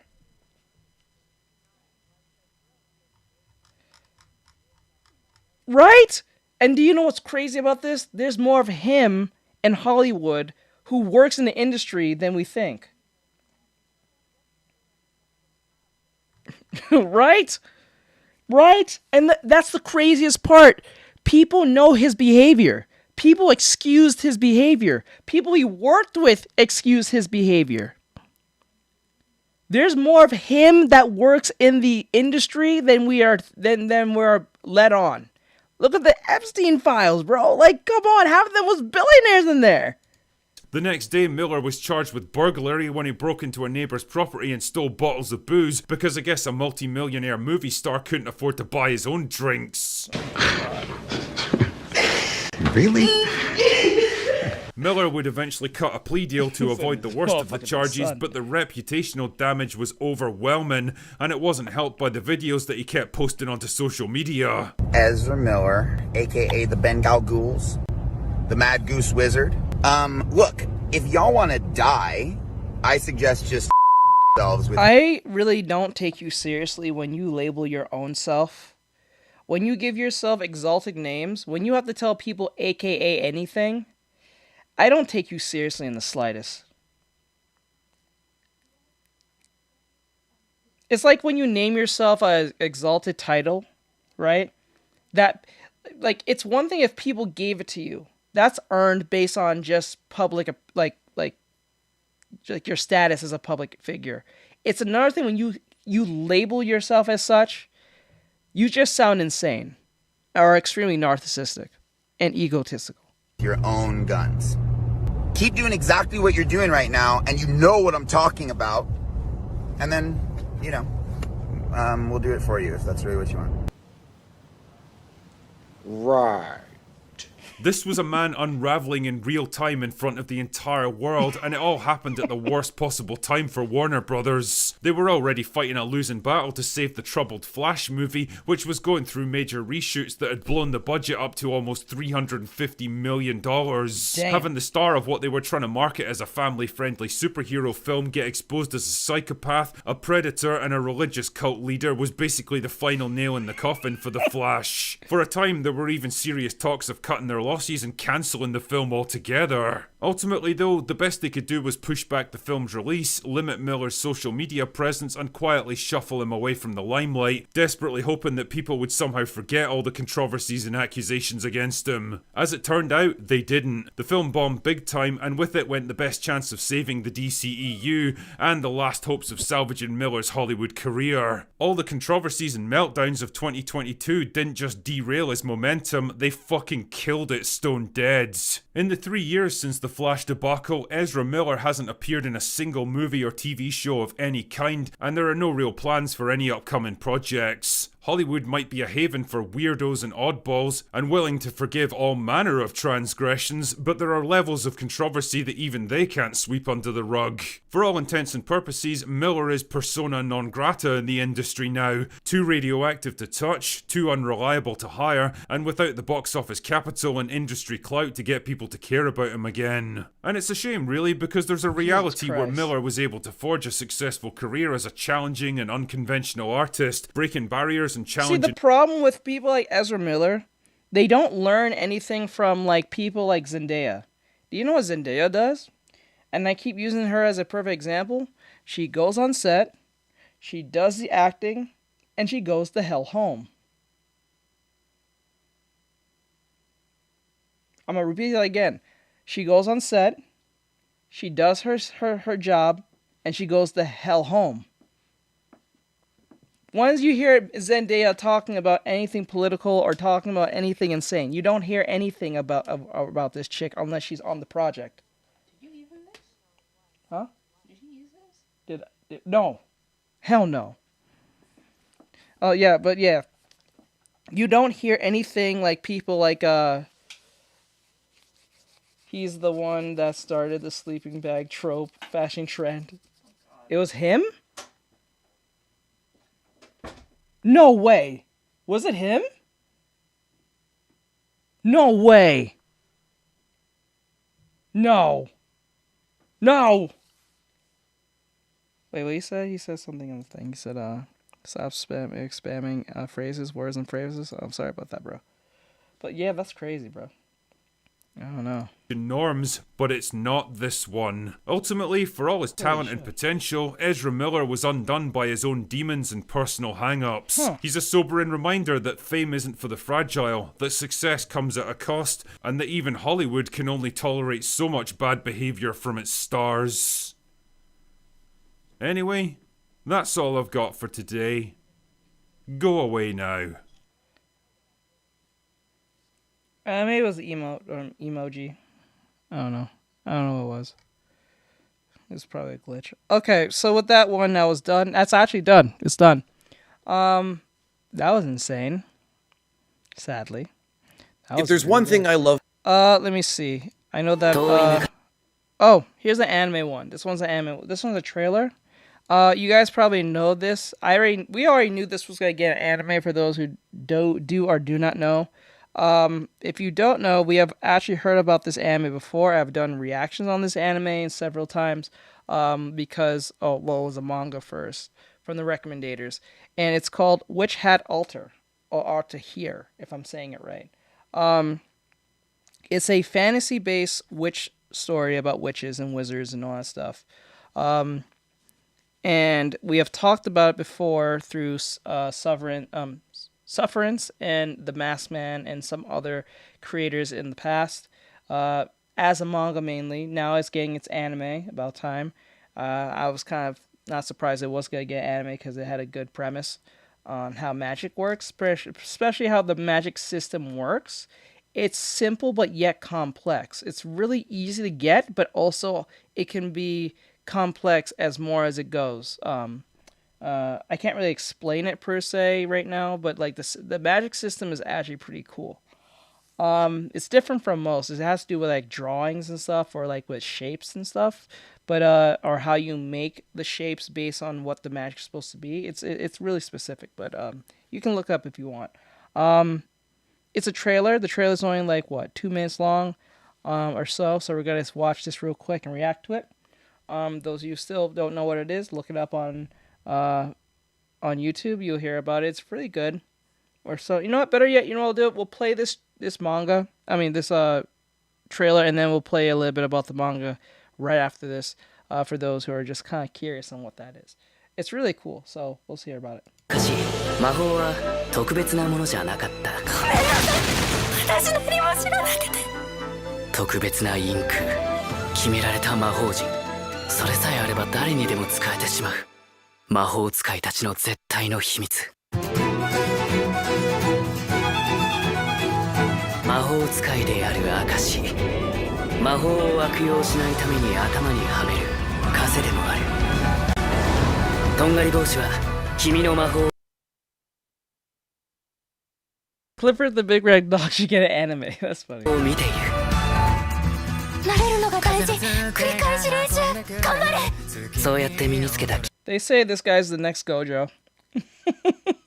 I think they're going based on looks, but they said this guy's the next Gojo. 君の力は絶対に君を裏切らないからね。私にできることができない子が嫌いなの。ありがとうって言われるの大好きなの。良い魔法は良い睡眠からあとご飯。なんで知らない間に弟子が増えてんだ。使っちゃいけない魔法知りたいんです。If anything, the music sounds a lot like Dungeon Meshi, or for those who maybe know. It sounds like Dungeon Meshi, or like that of Delicious and Dungeon and Delicious. That's what it's called, for those who know the English version. それなら優しい魔法をもっと知ってほしいな。禁止されずに残ったのは人を幸せにする魔法ばかりだから。うまくいくかわからないけど、やってみなきゃわからない。声が響く君と君のいつかをつなぐ海のような。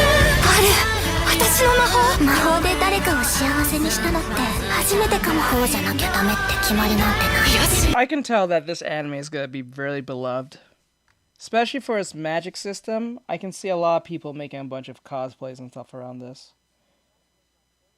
Yeah, to be fair, he does look like Gojo.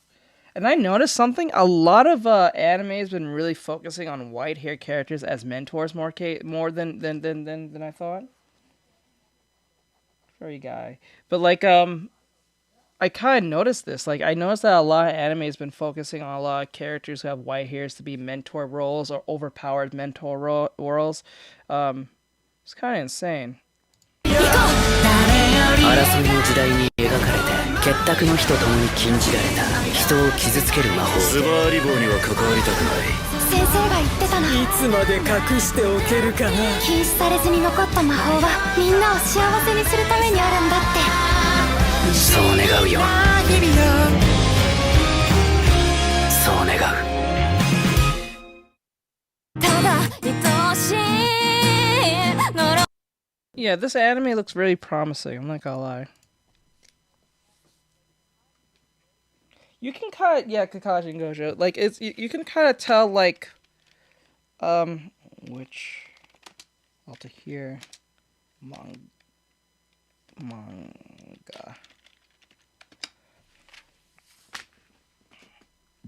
Okay, let me see if I can find it. Manga panels, witches. Okay, we did this one.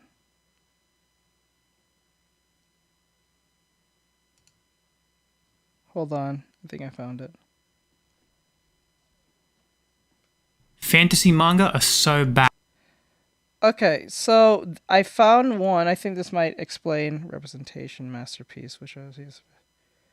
Or maybe this one. That's 40 minutes. This is 30 minutes. No, I don't speak Spanish. Lyra, I know you want me to look at your video. I will look at it in a bit. Not video. Your drawing. I will look at it in a bit. Don't worry, hon. I got you. Don't think I forgot. So this is from Manga Log.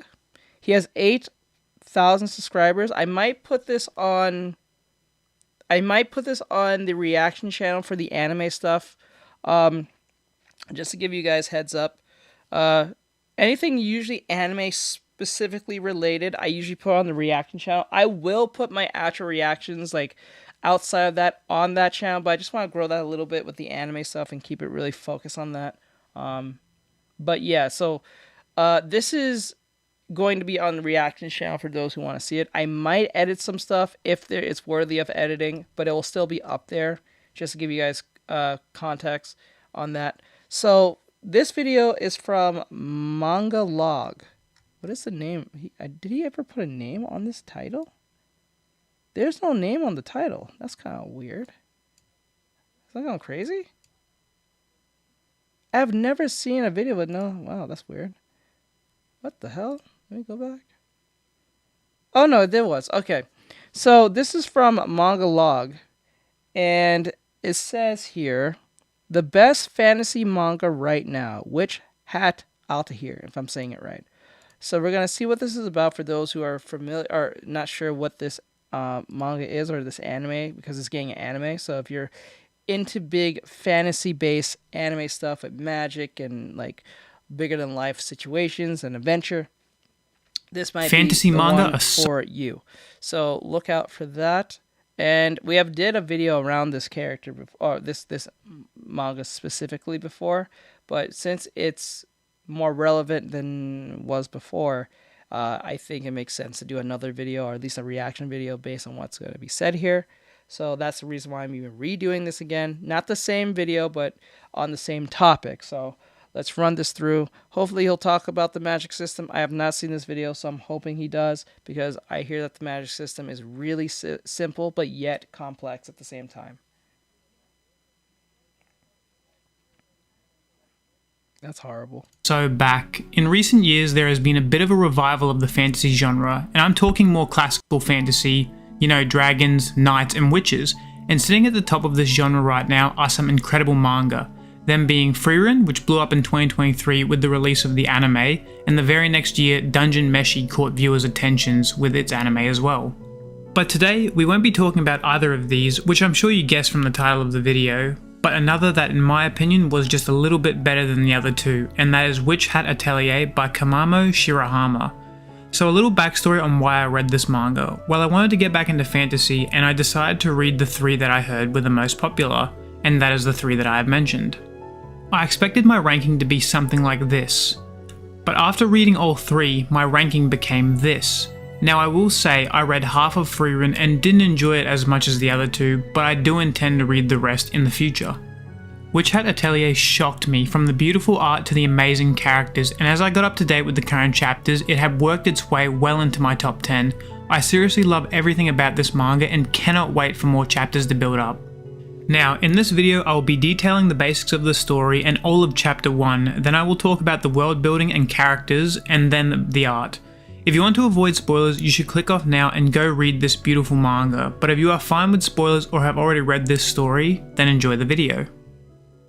Quickly before I start, I usually crop all my manga images to make them neat and to take away the large blank spaces outside of the panels, but because of how unique this manga's paneling is, I won't be doing it for this video. As you can see, cropping images from this manga actually takes away from how amazing the art is. Okay, let's start now.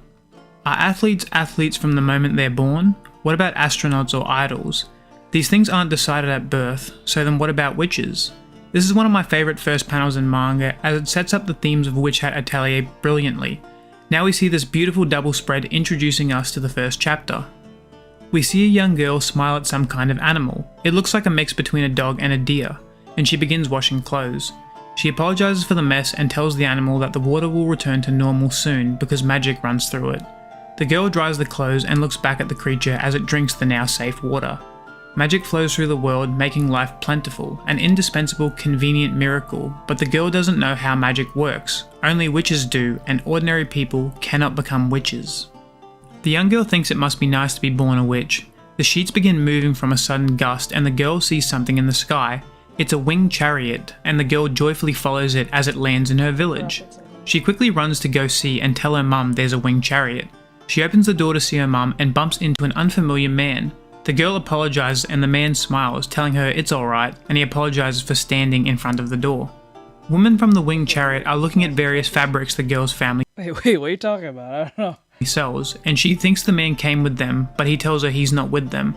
A woman calls out to the girl's mum and asks if she has any more lace, and we learn the girl's name, Coco, as her mother tells her to give her a hand.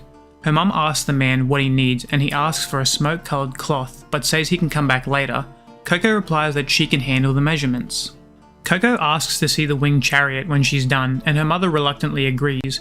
She quickly and diligently works on the cloth. The man begins to watch her closely and praises her for her concentration and precision, saying this is magic. Coco becomes flustered by the compliment and says this is totally different from magic. Magic is more mysterious, sparkly, and precious. The man asks her to tell him why she likes magic so much. She begins recounting a time when her mum took her to a fair in the castle. She brought a thin book from a witch. The mysterious witch offers her a magic book and tells her that magic is the miracle that colours the world. The winged chariot soaring through the heavens, the fresh waters of the spring of eternity, and the light on the pavestones at your feet is all magic. Coco finds this all amazing and buys the book. Coco is excited and tells her mother she's going to become a witch that uses magic to colour the world. Her mother then tells her she can't. People don't become witches, they're born that way. Normal people can't be witches. But look, the ground lights up where I walk, Coco replies, not understanding that magic is lighting the path. Her mum tells her that if the ground keeps lighting up all the way home, then maybe she can use magic as well. And as they cross the path towards the village, her steps no longer light the floor she treads. Coco says she couldn't completely give up on learning magic. The man is puzzled by a witch selling a book and asks if she could tell him more about that book, but they get interrupted by a loud noise outside. The chariot looks damaged as people rush out to look. 2 boys accidentally broke it. The women then come outside and are upset at what happened to the chariot. The kids and the mother apologize, but the women aren't happy. Shall I fix it?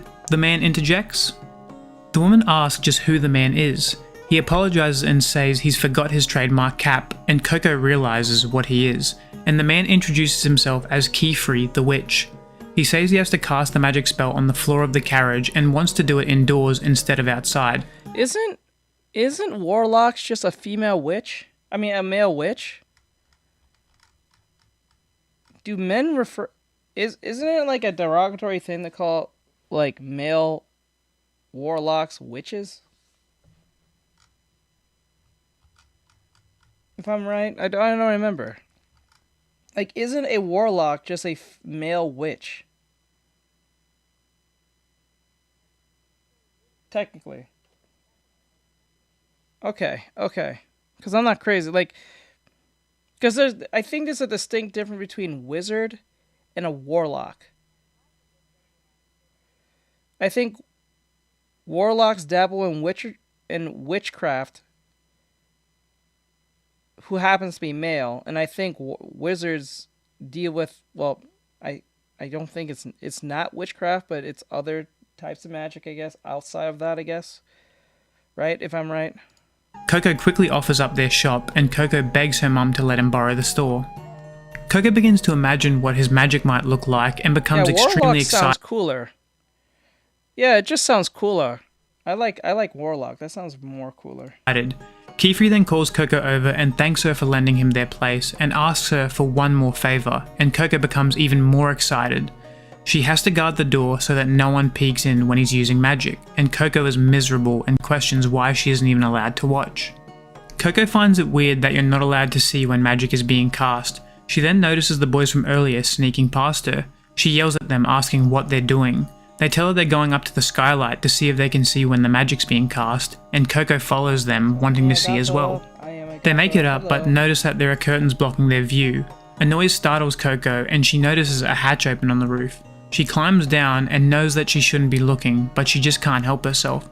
Keyfree is drawing, and Coco watches on as he draws various symbols.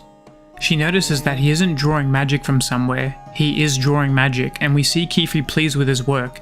Keyfree thanks Coco for her hard work, and she's visibly tired from racing down the roof. We see the chariot take off without any issue, and Coco's mum wonders why she doesn't look excited to see the chariot.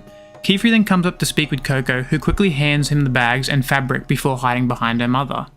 He wanted to ask her more about the book, but he decides to leave and bids them farewell before leaving the village.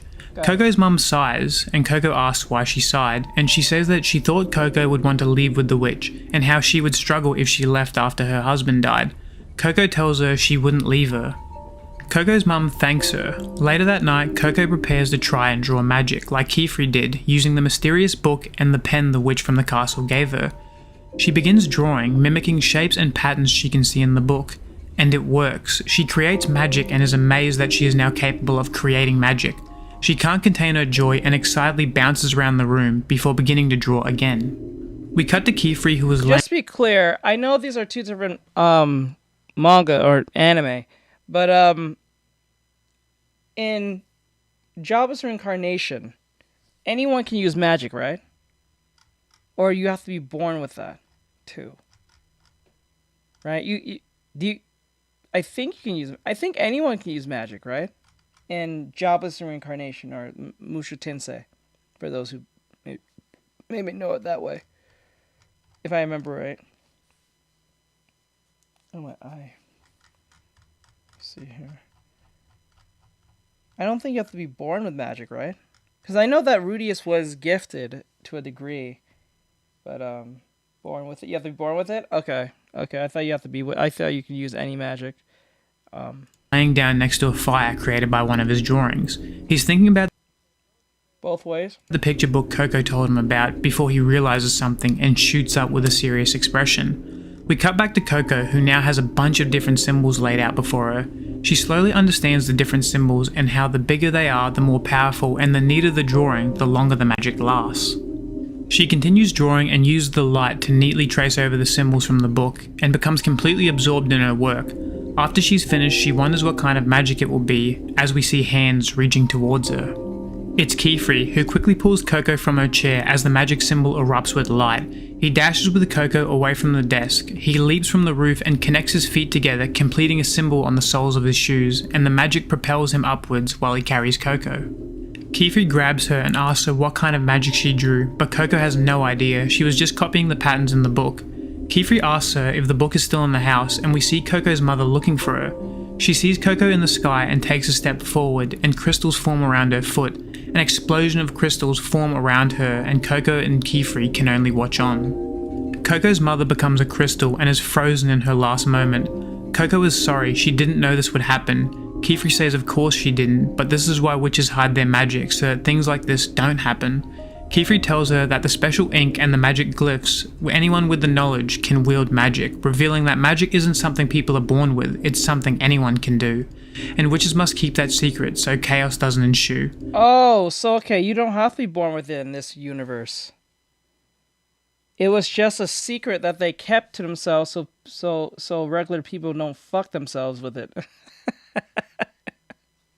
Alright, there was gatekeeping, so it's like, it was just a form of gatekeeping they was doing, so keep people safe so they don't use it for malicious reasons. Okay. He then says that she knows too much, and Coco must have her memories erased. Coco kicks at Kiefer, not wanting her memories erased. Kiefer says that if he can figure out what glyph was there, he might be able to reverse what happened to her mother. Coco says she can tell him everything that was in that picture book. Kiefer worries that the book is one of theirs, and worries that if he erases Coco's memory, then he will lose his only lead. Coco says that if he found the same book, she would be able to show him which glyph it was and save her mum. Coco begs Kiefer not to erase her memories, and that she will find that book and save her mum. Kiefer asks if she will protect the secret. Of course she says. He tells her that she will have to learn. If he can't erase the truth from her, then she has to become someone who keeps the secret. He sees this as the best choice without erasing her memories. He then tells Coco that she's on her way to becoming a witch. That concludes chapter 1, and I was hooked instantly. From the art, characters, and the reveal of how magic works, I just had to continue reading. This was one of my favourite first chapters ever. Now in the next 2 parts, I will be talking about the characters. I wonder if erasing people's minds is a form of brain damage. It probably does. That's why he didn't want to do it. So he decided to take her under his wing. Then, I think, I don't know if they'll mention this, but I'm pretty sure getting your mind erased does some type of like mental or brain damage to the individual. So he's like, I really don't want to do it to a kid, especially she's so young. It probably might traumatize or leave a mental scarring. So it's best that she just comes with me and I'll teach her then, and keep the secret, because I'm pretty sure if she was to blab this and he learned it in the Witch Society figured this out, not only that they may kill her, they may come after him. Yeah. That's why he said, I'll just teach you instead. Fuck it. I'm not gonna do that to you. That's insane. Characters and world building, as well as the art. So if you don't want any more spoilers and want to go read this manga for yourself, you should click off the video now. But if not, then let's continue.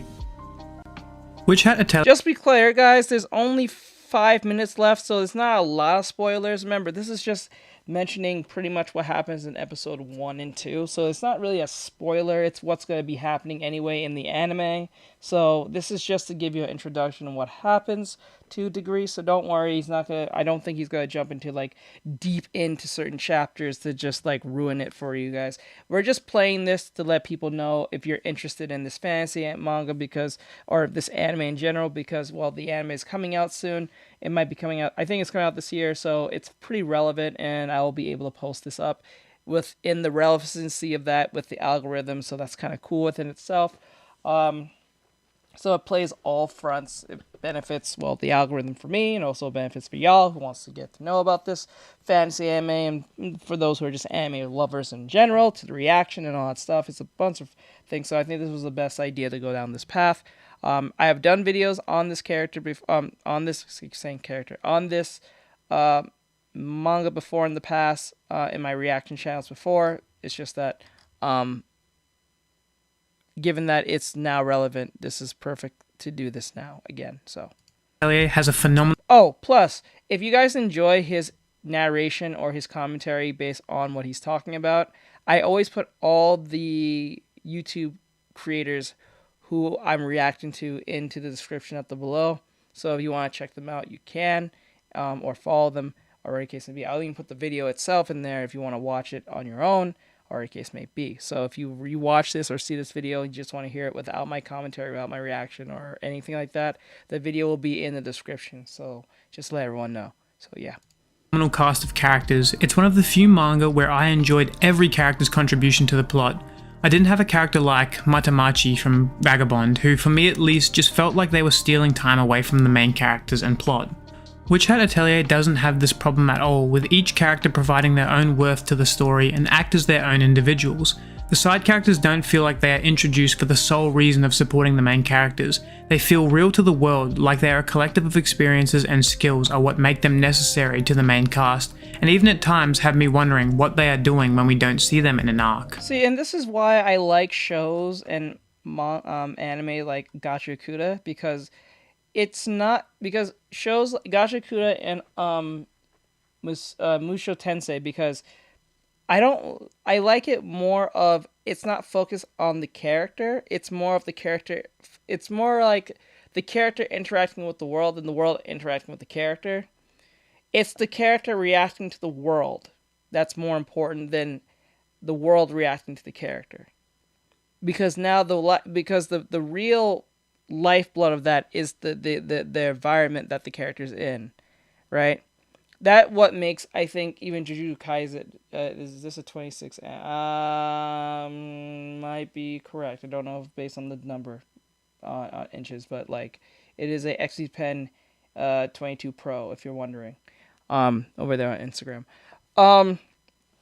It's like, this is why shows like Jujutsu Kaisen do so well, because yeah, Yuji is the main character, but I think more people don't really care about Yuji, but more of the other characters because of how they interact with the world or how they look at, or how the world is constructed.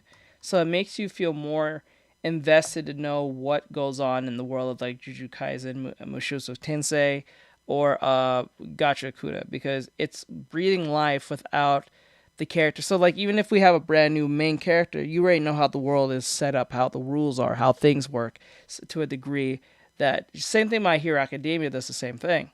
So like, it like Vigilantes, I think, really takes advantage of this mostly than the actual manga, the actual anime itself, because it focuses more on hero society and how it really interacts within each other in that situation, alongside the All Might thing. So. Now, I've struggled to decide how deep I should dive into the characters, and I honestly think it would be better to save a deep dive for a future video, maybe for when the first season of the anime finishes, but I will talk briefly about my favourite character in the series, and will be the fan favourite when the anime comes out, and that's Keyfree. During my read, Keyfree quickly became my favourite mentor/teacher character in all of anime and manga. His care for his students was extremely enjoyable and wholesome to watch, and the author put such a phenomenal amount of detail into how he speaks and interacts with his students. One of my favourite moments is when he tries to convince Richie, another one of his students, to take the second test, which is one of many main tests students must complete to become a full-fledged witch. Richie, however, doesn't want to, and she is a character who doesn't do anything they don't want to. She picked Keyfree to be her mentor because he told her he would never try to change the way she approaches magic. There's more to it, but I won't spoil it.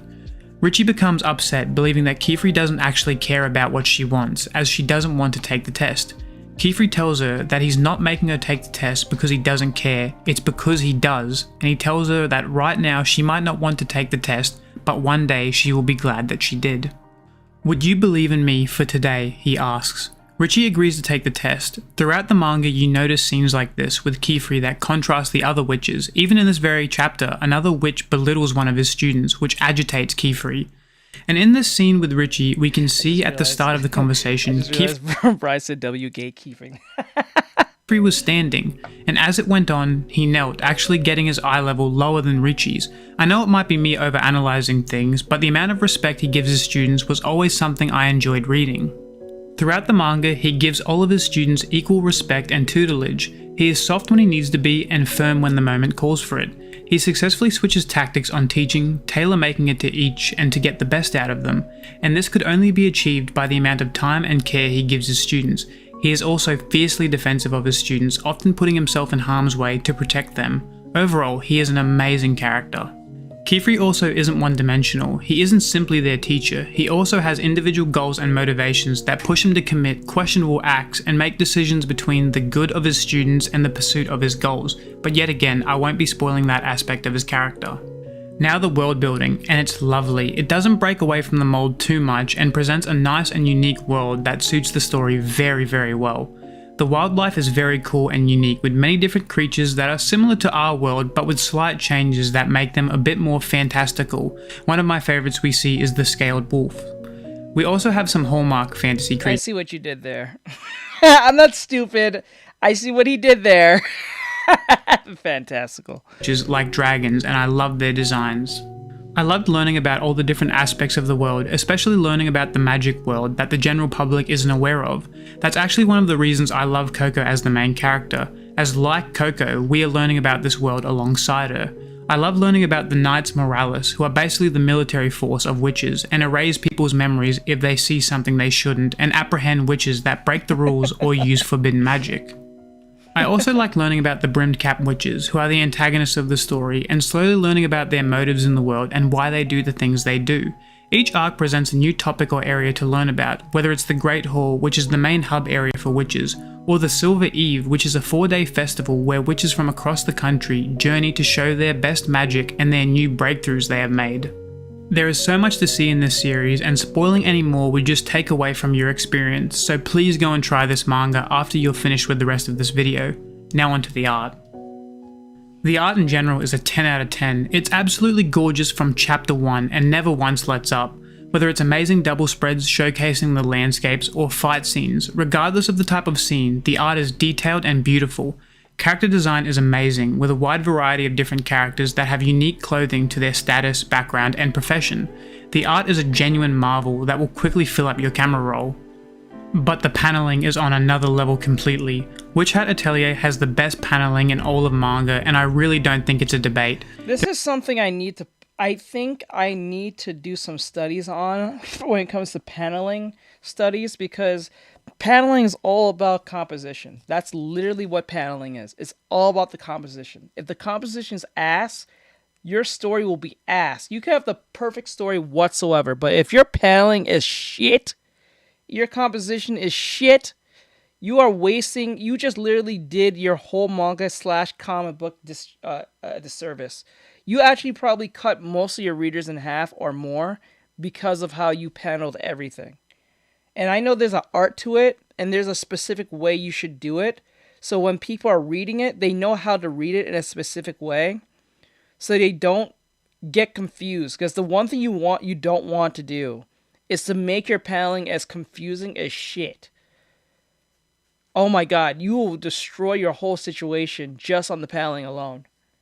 Like, you can have the greatest art, you can have the greatest story, you have beloved characters, you can have a fleshed out story that goes so deep in lore it goes insane, but if your paneling is off, you are fucked.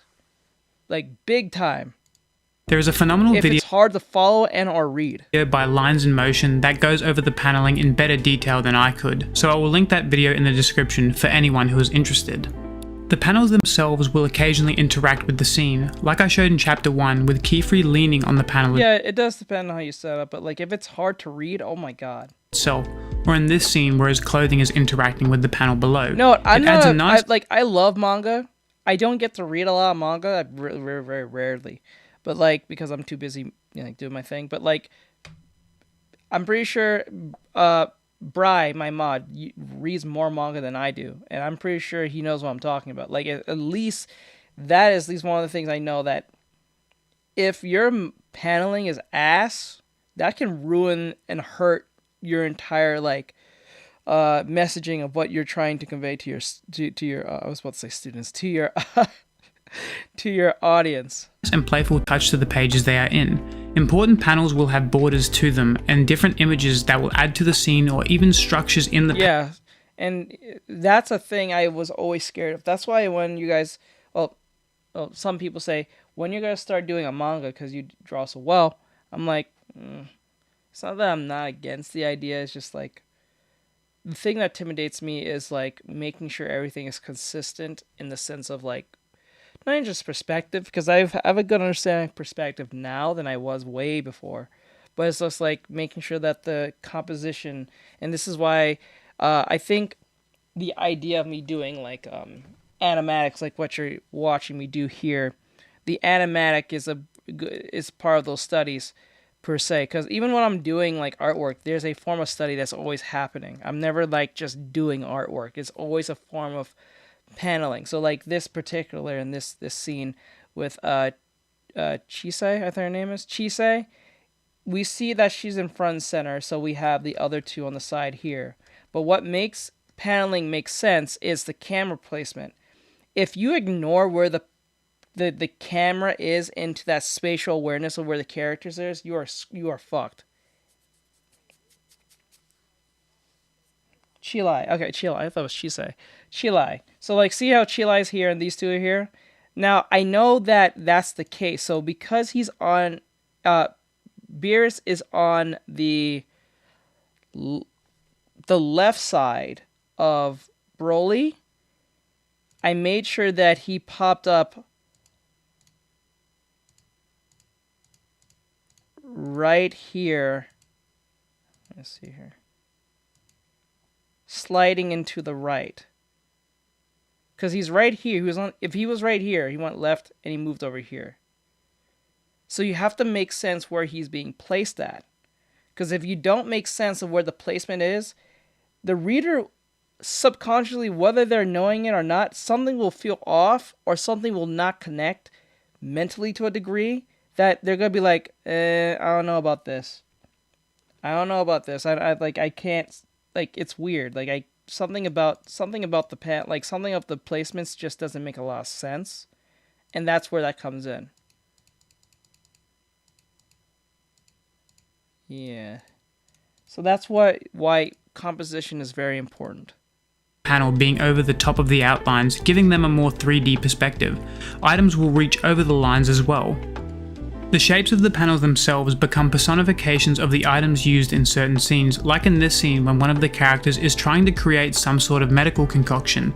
I just can't recall any manga I've read that plays around with the panels as much as Witch Hat Atelier, and every time it adds to the scenes and never once does it feel like it's cluttering the images or gets in the way of what it's trying to convey and what is happening. It's honestly a marvel to see. As you can tell, I adore this series, and in my opinion, it's the best ongoing fantasy series. I really hope the anime brings more people to the manga because it's something I think everyone should read. It's a 10 out of 10 for me, and I really don't see that changing anytime soon. I hope that in this video I've convinced some of you to try this masterpiece. Well, that's it from me. Please like and subscribe, and I'll see you in the next video. Bye! Okay, so that was Manga Log. I think it was a pretty good video to give you an understanding what the world is. And all that great stuff. We'll probably do the power system on another day. I won't do it now back to back because that's going to feel a little boring. So I'll hold off for probably another day. So with that said, like, share, comment how you guys enjoy this. Please follow Manga Logo. Their YouTube will be in the descriptions at the bottom to this video. All that great stuff. If you guys like this and all that great stuff, give a follow to the reaction channel if you like my commentary with my chat. And I'll see you guys in the next one. All right. 2025 for Do you? All right. You don't rarely give recommendations, so I'm willing to hear it. All right, Lisa, you can send me a video on it. Let me see. On the thing. Get rid of that. Good video. Very good video. If a video, you can send it to me, bud.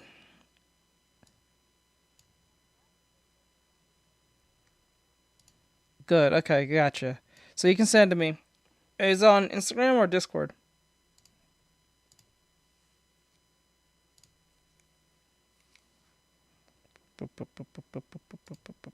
Oh, you already sent it. I see it there. Okay. Got it. Alright, this is a video. I put this on the reaction thing. Okay, this is a video here. I got it. You guys can see it. Sometimes we do this thing where I can't show. Okay, it's up there. So this is a video from Pint is here. This is a video from Pint is here. Oh yeah, I know who he is. We did a video with him before. Oh, not with him, but reaction to him before. It says the biggest mistake anime fights keep making. Ooh, let's see what this is about. I might put this on the reaction channel.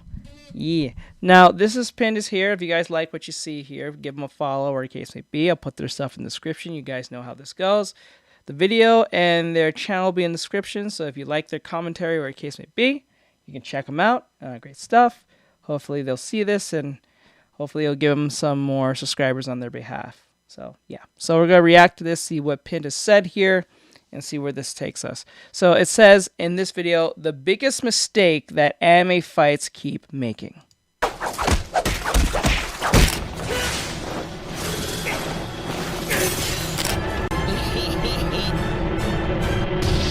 How many of these characters were moving at speeds that surpassed the speed of light? Apparently, all of them. Anime is notorious for its shoddy power scaling. Characters will be described to have the power to destroy worlds and move beyond light speeds, but when you actually watch... I am not gonna lie, when Beerus did that move, when he hit the table and destroyed half the other planet, I was like, bro, wasn't that serious? Like, I know he's a world destroyer of all worlds, but damn, while on the planet... Damn! Like, god damn! Wasn't that serious? Like, damn! Watch these characters fight, you quickly realize that it almost looks identical to that fight you saw behind the McDonald's the other week. Oh! There is a very strong problem with visual consistency. But every now and again, an author will remember that a fast character should make a shockwave, and that an injured character should fight slightly worse than usual. And that's where applied realism comes in.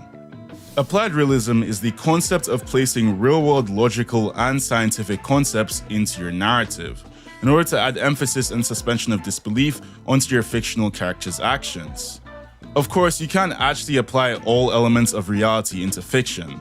The moment superpowers come out, all laws of thermodynamics are immediately thrown straight out the window. But if you choose to apply them wisely with some abstraction in the mix, I'm not gonna lie, seeing Shinra fly around with his feet the first time was insane. One of the best introductions to your MC. What you get is an incredibly grounded narrative. The reason why this works is simple. Audience members aren't moved by numbers or statements. People are moved by impact. A character moving faster than light is meaningless if it looks the same as jogging. So applied realism turns abstract statements into visible consequences. And once you start doing this, fights finally stop feeling like a list of feats and actually start feeling like physical events with weight and cause and effect. So in this video, I'm going to break down how to apply real-world logic in a way that... Alright, Lyra, do your thing. By the time you came back, hopefully you'll be back in time. If you come back in like an hour or 30 minutes, because we're not playing game till 3 o'clock, I'll be able to get to your thing. I don't know if you want me to show it off on stream or you want me to just look at it after stream or so. Instantly elevates the quality of a fight, looking at examples of where it's done well and others not so much. If I didn't mention one of your favorite series, feel free to drop them in the comment section down below. And without further ado, let's begin. So how do you use applied realism within the scope of your fights? Well, in terms of battle stories, there are only really 4 levels of logic that you need to pay attention to.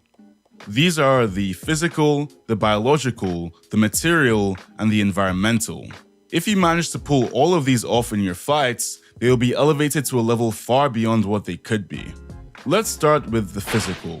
This covers basically everything in relation to motion and impact. The rules that decide how fast something moves, how hard something hits, and what happens when 2 objects collide. Now, physics is complex.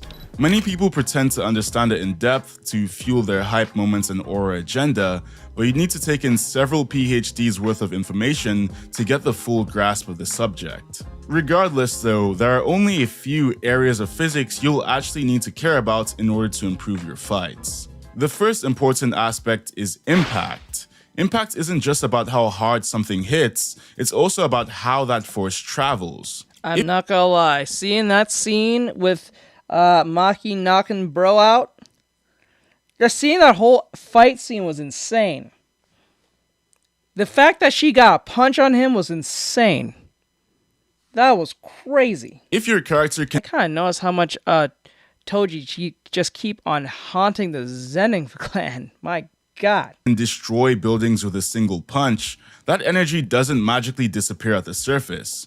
It travels through skin, muscle, bone, the air, and whatever surfaces are around them. That's what a good impact is. You need to see shockwaves, and you especially need to see recoil. If you're striking that hard, intuitively, some of it...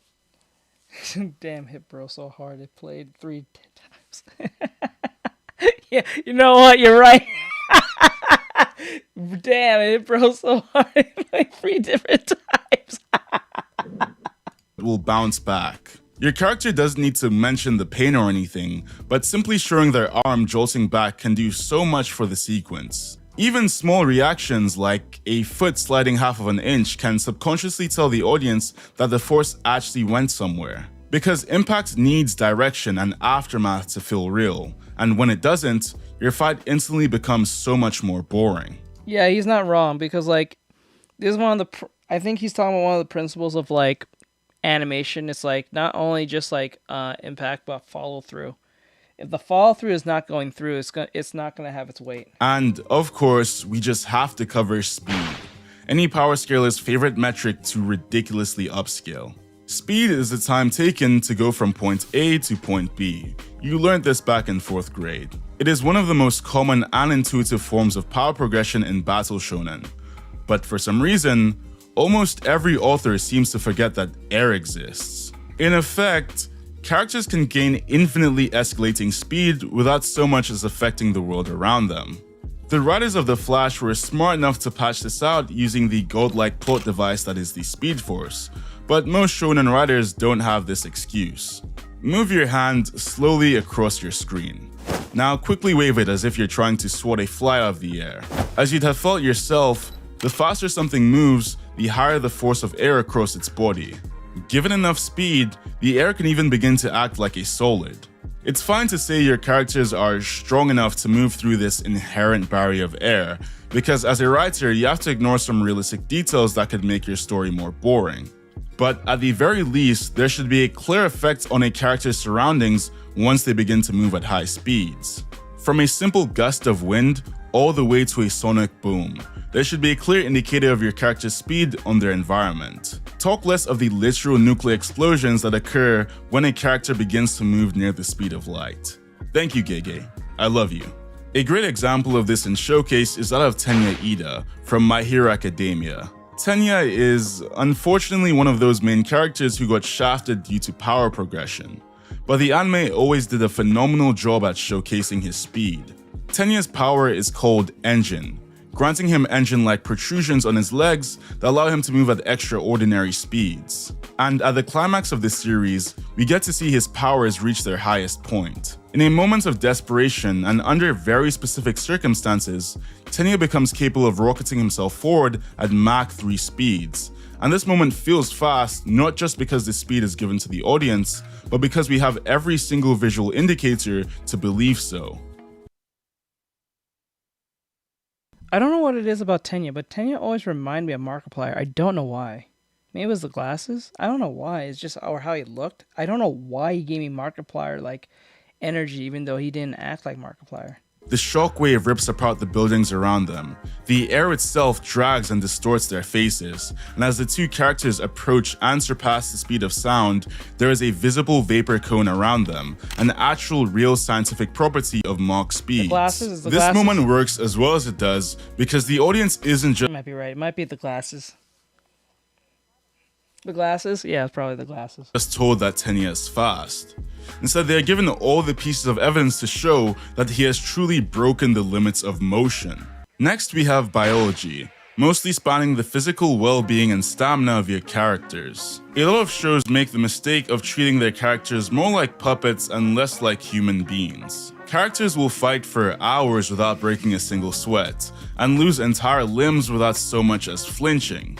I'm just gonna say this now, not every single settings needs characters to have infinite pain tolerance and stamina. Concussions, blood loss, muscle fatigue, these are all solid effects that should have profound impacts on your character's fighting ability. Instead, characters will fight with literal holes through their body, and maybe get a slight limp from a literal chunk blown out of their skull. And as much as I love JoJo's, it is notoriously guilty in this aspect. Doppio vs Risotto is one of my favorite fights in the series, and Araki does clearly care enough about biology to show how Doppio's blood loss is having an effect on him. But that's slightly ruined by the character straight up shrugging off vomiting up to 20 odd razors from his throat. Bro, that was crazy. I've seen this clip. I have not actually watched that. Like, I'm not caught up with JoJo at all. But when I saw this clip, that was wild. I'm like, bro, just getting one would be hell on earth. Dropping out more than 20 plus, it's insane. Even sports anime can get something as simple as stamina wrong. In Blue Lock, strikers will regularly cover the entire length of the pitch in seconds, going back into defense to block shots, then instantly going forward to have a chance on goal. Really, the only character that loses stamina in that series is Chigri, because his entire gimmick is to speed blitz for a while before getting tired precisely at the halfway mark. Now, if you want a series that actually covers biology and injuries well, look no further than Attack on Titan. Countless series make a bad habit of endlessly forgiving their characters' screw-ups. Actually, I'm surprised you did not bring up Baki on this. Yeah, Baki is insane. Like, JoJo's insane, but Baki just literally says, fuck it. Like, just fuck this. Baki really just says, fuck everything. We ain't doing this no more. Like, there are fights in Baki that shouldn't even be, like, even, oh god, bro. Are you literally on the brink of death with multiple bleeding organs, poison coursing through your body, and meter-long cuts across your skin? Don't worry, nothing a couple nights of resting won't fix. And thankfully, Attack on Titan doesn't work like this. For most characters anyway. Titan shifters are the exception. Near the tail end of the series, for example, Levi receives a serious injury from an explosive, leaving him blind in one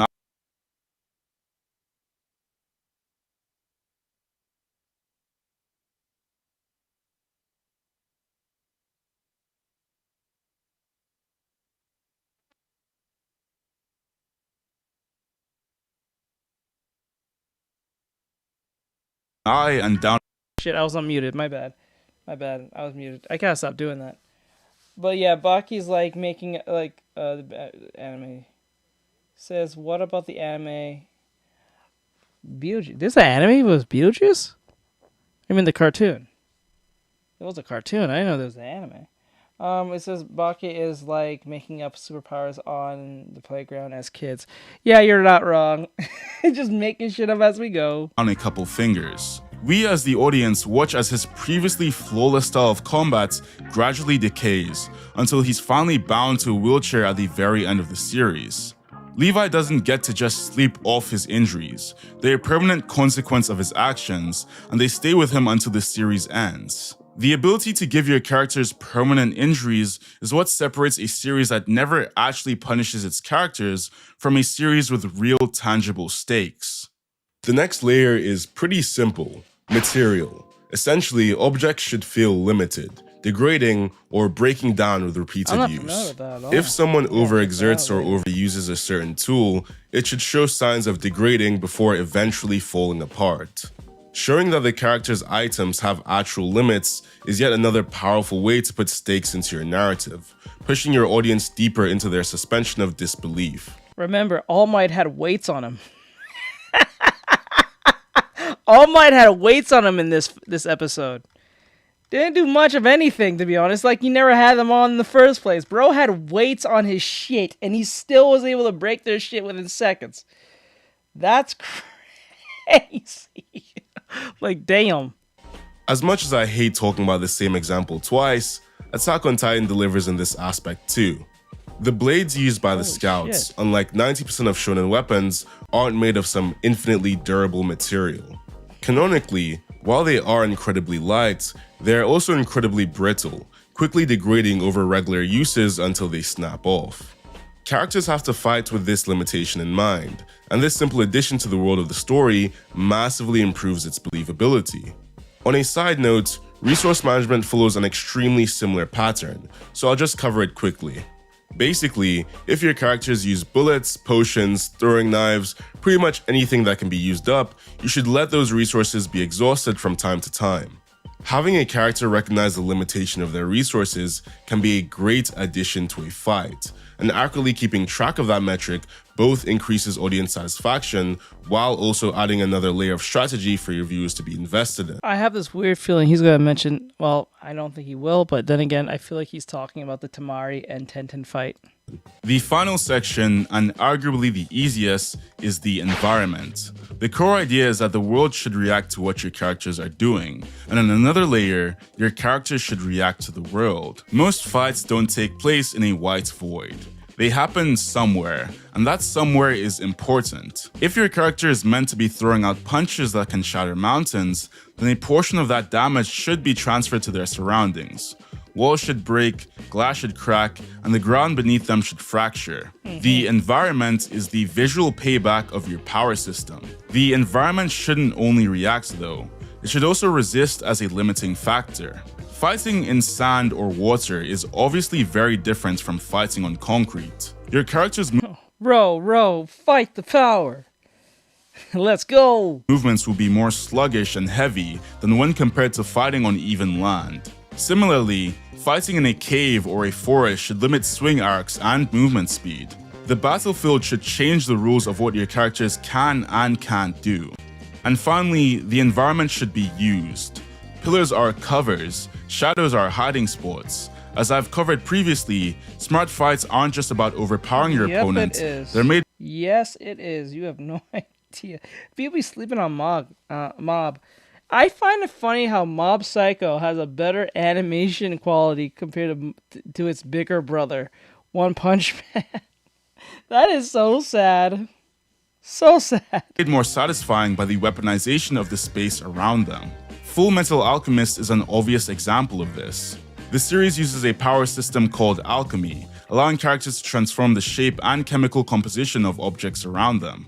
Naturally, the environment is a massive aspect of fights.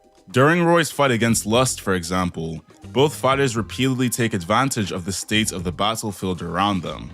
Lust begins by bursting a pipe above Roy, spreading water onto his gloves to presumably inhibit his fire alchemy. Roy manages to sharply counter this though by splitting the water into hydrogen and oxygen, then using an external spark to ignite the room and set Lust ablaze. It's a very fast sequence, but in that brief moment, both fighters use the immediate situation around them to grasp their own forms of victory. because neither of the two characters are just existing in empty space.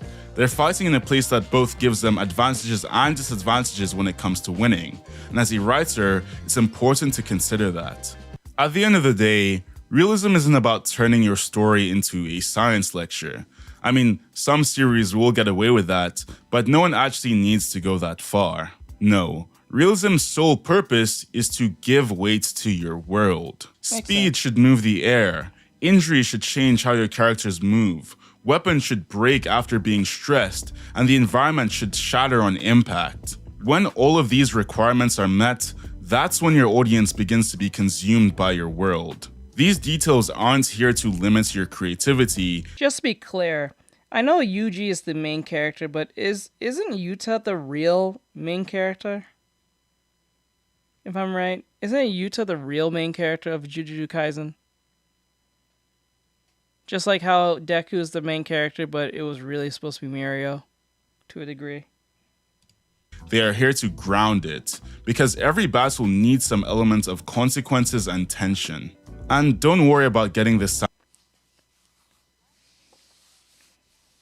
Yeah, originally? Okay, I'm not crazy. science perfectly right. All you really need is consistent logic.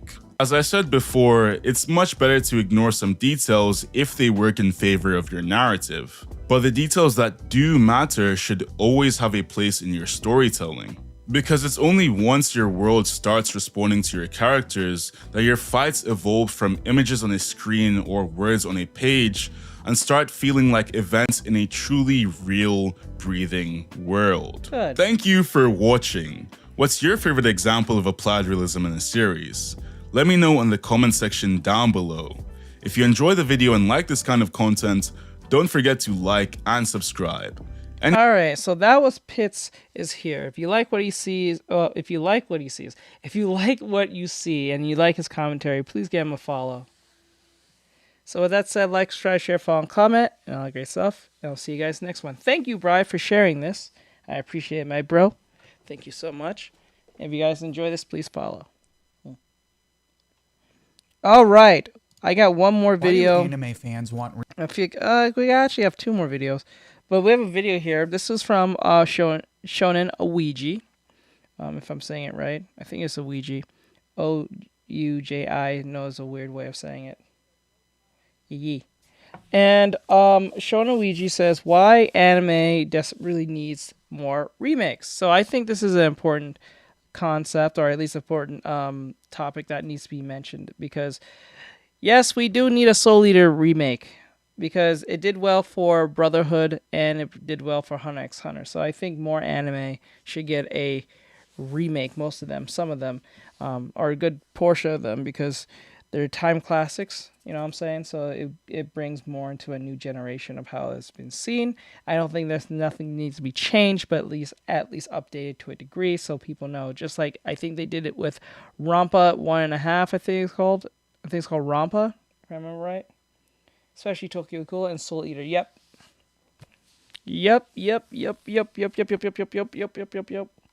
Definitely.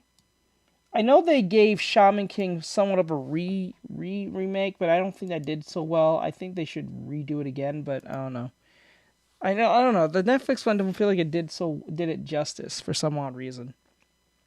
And I think my biggest gripe was with Yo's voice. I don't know, his voice actor for the new version compared to this old one from 4Kids, but like I don't know. I prefer the 4Kids voice actor compared to the last one that recently was used for Netflix. It just made him sound too youngish, too much of a girl per se, even though I think it's being voiced by a girl, I believe. But you know, it didn't sound like that stoner chill guy type vibe like the old one from the 4Kids version. I wish they take the 4Kids version, put in that one. I would have been a little bit more optimistic on that, but it is what it is. And I think they said fight scenes was really boring. I think they didn't do a lot of fight scenes. Like, oh, they did, but I think the fights were just really, really boring, animated wise, I think, or so. So yeah, let's go. remakes of the same old shows. Soul Eater makes sense because it has an original ending, but then you'll see people say they want remakes for shows like Naruto, Bleach, or Berserk, and it makes you wonder why people want to see the same shows. And it actually makes a lot of sense when you find out how many anime have original endings or just make stuff up, as well as all of the anime that are decades old and are kind of hard to watch. That's why in this video, And Gantz, yeah, you're right.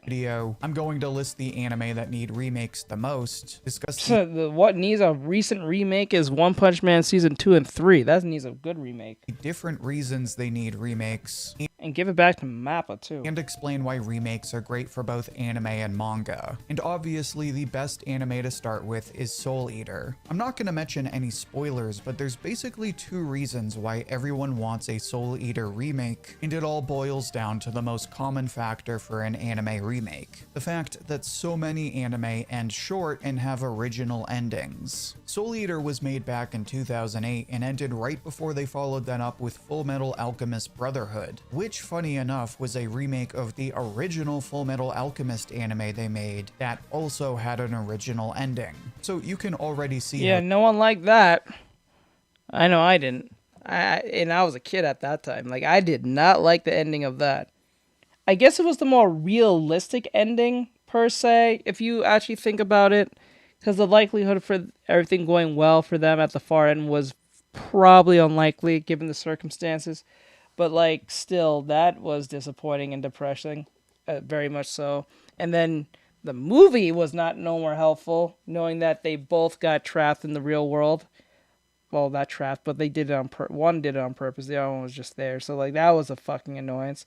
And then I think they actually decided, both brothers, to say, for them to get back home, because they were still not okay being in the real world. They just decided to go back home, but they rather they chose a journey of, like, going to space. They think if they go to space and I don't know, if they think they go to, like, a black hole or something, it'll send them back to their real world. It probably would, but then again, I'm like, and no one's gonna watch that. I think that'll be way too much. Studios get pushed to remake anime. The problem with Soul Eater, like so many anime, is that it was running while the manga was still putting out chapters. This is still very common, but it was especially bad in the 90s and early 2000s when everything was weekly. The end result is that even though Soul Eater is still a gorgeous anime, even by modern standards, it really only adapts like half of the manga, and it has an anime original ending that just isn't very good. And this is why you're seeing more and more people ask for a Soul Eater remake, which is fine and all, but the question you might be wondering is, I think most people hated the original ending for obvious reasons, because using the power of friendship in one punch, and literally a punch, is such an irritant, because it's like, what was all the point of that training and learning how to use the Genie Hunter when you're just gonna punch the bad guy because you know he hurts your friends? That's just hello Mike. Hey, what's up? What's going on, bro?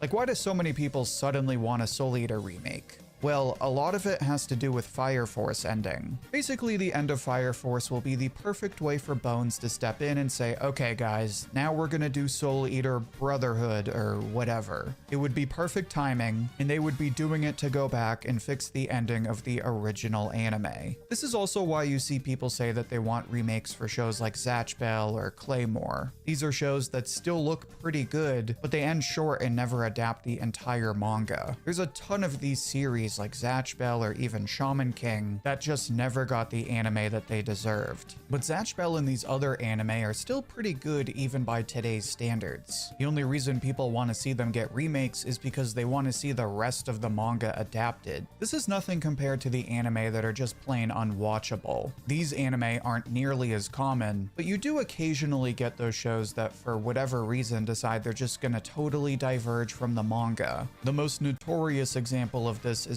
probably Tokyo Ghoul. It's not like Soul Eater or Zatch Bell because it came out in 2014, so it's barely that old. And despite the reputation that Studio Pierrot may have, the animation in this show is yeah, pretty Zatch good, Bell also at needs least in a the remake as well. Like, it really does need a remake. Actually, quite frank, it had a sequel series a lot of people didn't know about. I didn't know about it till like a year ago. season. The only problem is that the story is completely different from the manga. The first season cuts a bunch of stuff, and after that it's a totally different story. So you have the original manga, which isn't perfect, but many fans consider it to be a classic. And then you have the anime, which is practically a fan fiction. This is a case where you're pretty much doing yourself a disservice by watching the anime because you have no idea what FLC, well, I don't know. I don't think, like, I would be okay with a full remake of, like, Fully Cooley, but then again, if they do a remake, they may have to adapt the entire thing because, like, it was not really meant to be 6 episodes. It was supposed to be like a 21 plus episode type show.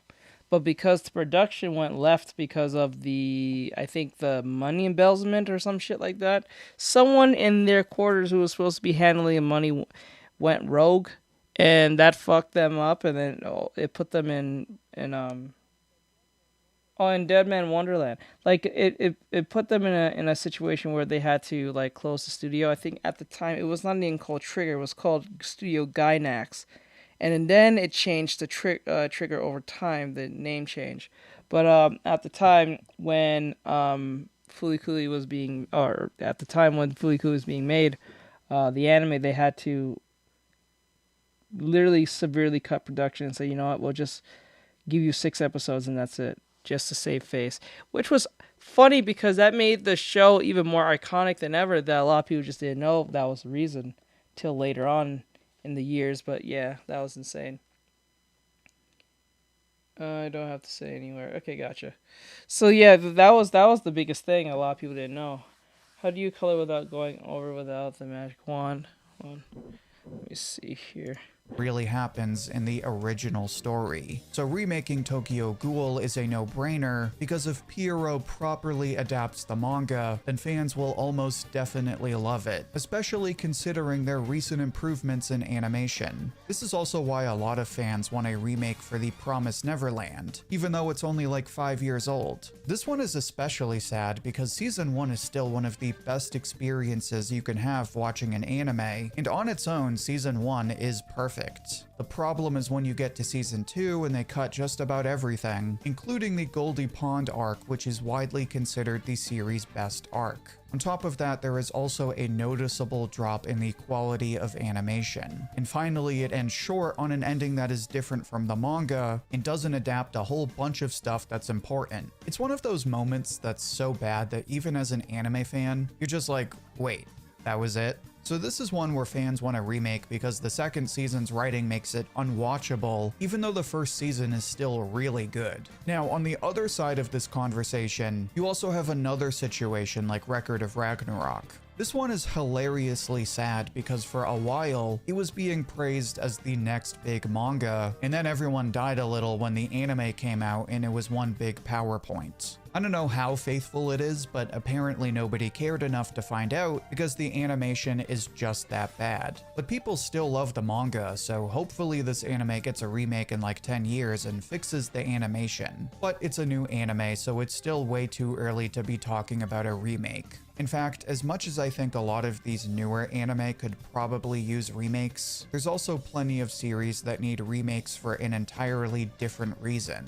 This is something that Pokemon did not too long ago, and now I think it's time they do the same for Yu-Gi-Oh! And that's because Yu-Gi-Oh! Desperately needs a brand new story. This brings us to the third reason for a good remake, and that's when a show that's been running for like 30 years has become obsolete and needs to completely start over. Pokemon did this because Ash was using the same Pikachu for over 20 years, and only die-hard fans were still watching the new episodes at that point. So in 2023, OLM revamped the anime with Pokemon Horizons, featuring a new story following 2 brand new main characters. Obviously, it hasn't reached the same hype as the original story, but fans love it, and now you have a new show that doesn't depend on the same old characters. And this is why Yu-Gi-Oh! Could really use a similar revamp. Yu-Gi-Oh! Is even worse because the anime is just as old as Pokemon, but unlike Pokemon, which follows one coherent storyline and follows the same characters, Yu-Gi-Oh! Is split up into different series with all different characters. There's the original anime, then GX, then 5Ds, then Zexal, then Arc V, then V-Rain. And then there's still 2 more parts. And every part of the anime is like 100 episodes, not including the original series. So the anime is super long. It leaves behind the characters people invested in back in the original anime. And to top it all off, each series gets more convoluted as it steps more and more into the sci-fi genre with complicated technology and all kinds of crazy space alien parallel universe storylines. It's sad because Yu-Gi-Oh! Is still an amazing series and the card game is still fun to play, but fans only care about the older story, which is why most people don't care about the newer series. They even have an online animated series that they just started, but not only do people not care about it, I don't even think anyone knows about it. And most people have dropped the game because it's so removed from the characters they care about. So what Yu-Gi-Oh! Really needs is a revamp just like Horizons. I don't think they should wipe away all of the other series because those are still important, but I think they should make a new anime. Probably some kind of sequel to the events with Yugi that also includes all of the newer elements like pendulum summoning and link monsters. They kind of did this with Sevens, but it was actually just to promote a new version of the card game, and it's really just not that good. If the Yugi and Dragon Ball FighterZ trend proves anything, it's that people still love the original characters. So if you made a new anime that followed new characters with interesting motivations, that showed them playing the new game and finding out what happened to the original characters like Yugi and Kaiba, not only would this get people interested in the card game again, but it would create an entire new generation of fans. But I understand that I'm a bit biased here, and that while revamps for shows like Pokemon and Yu-Gi-Oh! Are nice, these series already have perfectly good shows. I'm sure all of you are already thinking of shows that are just as old, maybe even older, that actually need remakes because they don't just compare to modern shows. And modernizing an older show is probably the biggest reason people want remakes. This is exactly why Studio Wit is remaking One Piece. It's over 1,000 episodes, and on top of that, the older episodes aren't even in the standard ratio. So people are excited to watch a modern take on One Piece with updated visuals. This is also why a lot of people want to see a Naruto remake. Studio Pierrot is already working on a 4-part special that's supposed to come out this year, but even then I'm sure Naruto fans will still want a proper adaptation with more than a few full seasons. The main reason being that while the original anime is still really good, the pacing isn't exactly great and it has some of the worst filler in anime. You also have Bleach, another anime with its own share of painful filler. Thankfully, Studio Pierrot came back and hit a home run with Thousand Year Blood War, but this is actually why a lot of fans want a remake of all of the earlier episodes. Bleach still looks good by today's standards, but it's almost 30 years old, and again, it has some not great pacing and some pretty bad filler. Some of the filler is good, but most of it is skippable and should be skipped. But even ignoring the pacing problems, a lot of people just want to see these older shows with modern animation. This is why a lot of people still want another Berserk remake. Personally, I think you should just watch the 97 anime and then read the manga, but it's easy to understand why people want to see one of the greatest manga of all time get an anime with modern visuals that aren't just CGI. But that brings us to the last point about why all of these anime deserve remakes. Because when I bring up CGI, I'm sure everyone has an example of a show that's in CGI, and you still don't know who that show is for. There's also the dozens of shows that got live-action remakes, which to be fair are definitely getting better, but you'd still rather see a show getting animated. So the obvious counter-argument is that all of this focus on remakes is only hurting the industry. But this is completely wrong. Granted, there are a lot of bad remakes, but clearly the remakes are getting better. Plus, if everyone actually watches these remakes, that only helps the industry. One of my favorite anime of all time is Dragon Quest, and that's technically a remake of the original anime from the 90s. But on top of creating a ton of new fans for a manga from the 90s, the popularity of this anime led to a new run of the manga, a manga that didn't have an official translation for years. And it even led to the original manga getting its own prequel series, which is actually pretty popular. Remakes and manga have this relationship. Sometimes it's like Dragon Quest, where publishers see the success of the anime and so they invest in the manga. Sometimes it's the other way around, and enough people continue to buy the manga so they continue to invest in the anime. This is why you'll randomly get movies or new anime for older series or completed series, because the sales for the manga are just that good. In any event, as much as remakes can be bad, they do more good for the industry as a whole. And especially considering there's a lot of great manga that still need proper anime adaptations, as well as older anime that would benefit from modern animation, it's safe to say that anime still needs more remakes. And that's why all of these remakes are good for both anime and manga. Cool.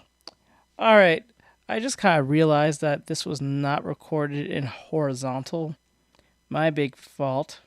This will be in vertical. I don't think it'll be too much of a problem because it'll be on...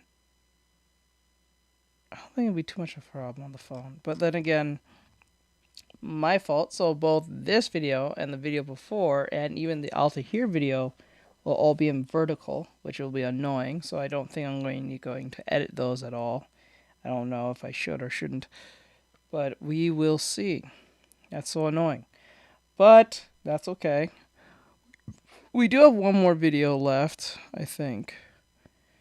Let me see. Anime is pure sub girlfriend. Let me see. Nah, I'm not watching that.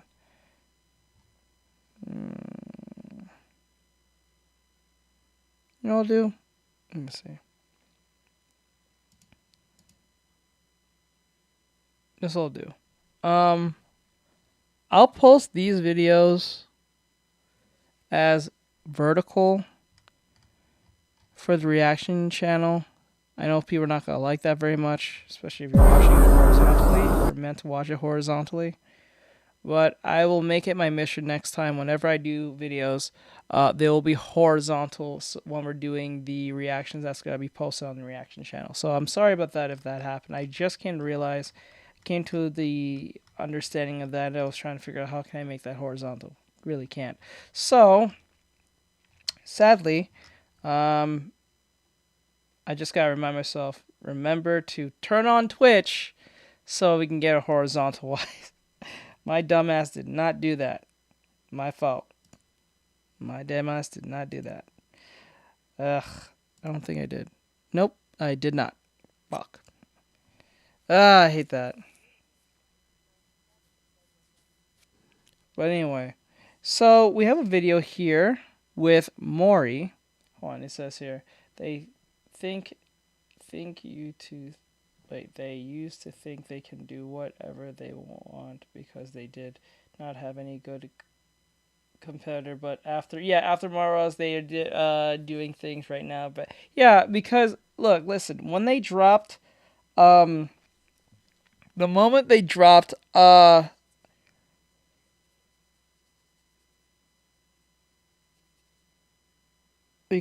moment they dropped Deadpool, that set a precedent from that point on. It's not even they just added a new hero. They added a new class system at that point in a way that wasn't just a flex character like a Echo or anything, or even like a Loki. Something much different was happening here. So like that's where they said, fuck, we have to do something like now.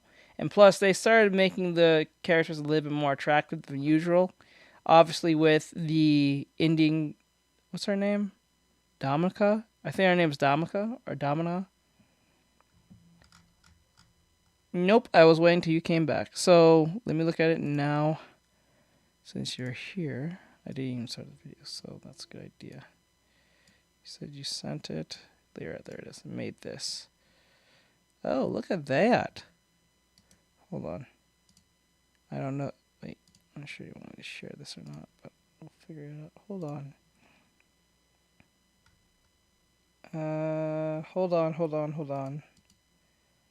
Image. New. Yeah, brown Emma Frost, pretty much. She looks like Emma Frost, not even gonna lie to you. Not even gonna lie to you. Can I turn this? No, I cannot. Wait, no, I can. Hold on, transform.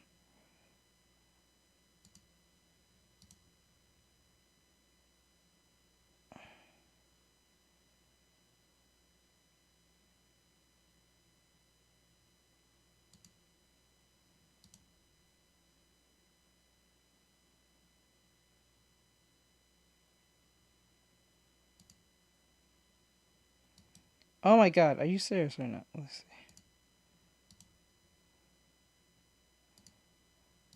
Why is it doing this? Freer in, and I think that is... There you go. Got it. There you go. Lyra made this. Let's go. There you go, Lyra. There you go. It's freer in. Wait, what season are you on, Lyra? Are you season 2? Because I'm season 2. I mean, season 2? Is it season 2? Or season 3? I don't know what season. The latest season. Crap. Anyway, because a lot of Overwatch popularity was because of their characters. But after launching Overwatch 2, they stopped doing what players want for some reason. Oh yeah, they went woke. They was trying to push identity politics pretty much. Nearly every character was some form of LGBT individual, something like that. That was the main focus most cases. The character came second, pretty much. This is why a lot of people bitch about Venture having no costumes. Makes no sense because, like, when you think of it about it, because once you made a character non-binary, that made a very difficult thing to do to get them dressed, because if you made them too non-binary, leaning to one of the genders, you're gonna look like you're leaning to one to the other. So trying to make it like obscure as possible was probably impossible. So that's where that problem really came in. And then the focus on Kiriko was getting majority of the skins. People saying this because of China, this, that, and the third, because they was trying to make their Chinese investors like happy, or whatever the case may be, or just the Chinese audience. So, okay, never mind. I got you. But yeah, it was a bunch of things, and then plus most of the characters wasn't all that attractive to begin with. Well, after they kept on making more characters, and the focus was about how diverse they were, and that's it. And then it became extremely shallow. And then when Marvel Rivals came around with everyone looking really attractive, and we already recognized who they were based on their IP alone, that really set a precedent against Overwatch. So they realized that they was eating their lunch and kicking their teeth in. So that's pretty much what that was. Same thing is happening with other good studios, with Ubisoft studio behind COD and more. Yeah. I think, didn't Ubisoft got bought out? I think they got bought out by Tencent or some shit. Or something like that. But good job, Lyra. I'm sorry, hon. You did a great job on the drawing.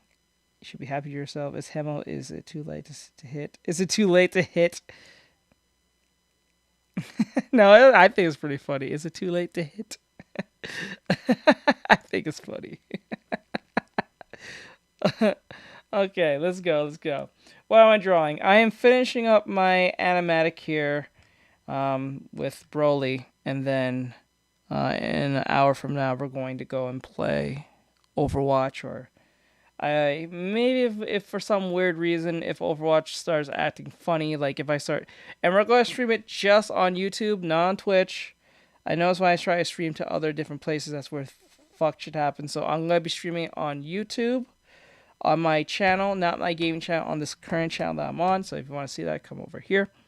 But yeah, no, I don't think it's wrong with the joke. I think it's funny.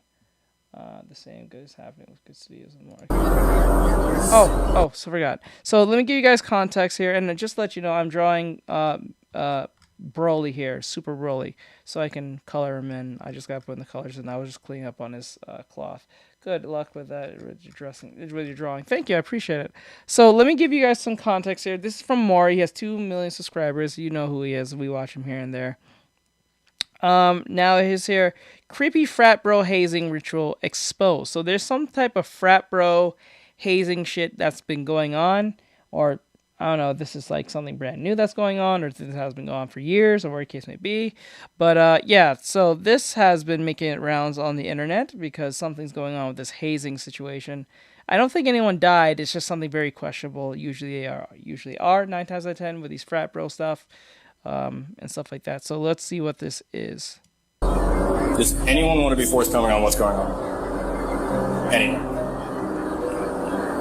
Because you gotta see it from my perspective. What the did I just walk into? Now, can someone explain to me why there's a whole bunch of frat bros just standing around in a dark room, frozen, half naked, with no movement whatsoever, as if they're filming a scene for an unreleased horror movie? Like, genuinely speaking, this has got to be some of the creepiest shit I've seen in a while. I am truly disturbed. Like, based on my count, I see, what, a couple dozen college kids all standing in a room, no movement, frozen, potentially wet, in some type of creepy, dark, sadistic hazing ritual. Like, genuinely speaking, this is some creepy shit. And according to my very special top secret sources, they say this happened at the Iowa Alpha Delta Phi fraternity at the University of Iowa. Police and firefighters responded to the Alpha Delta Phi fraternity house after a fire alarm went off. Looks like this is the group leader right here. Pretty good, how are you? Good. As you can see here is a frat house, you know, typical college dorming house for fraternities on a college campus.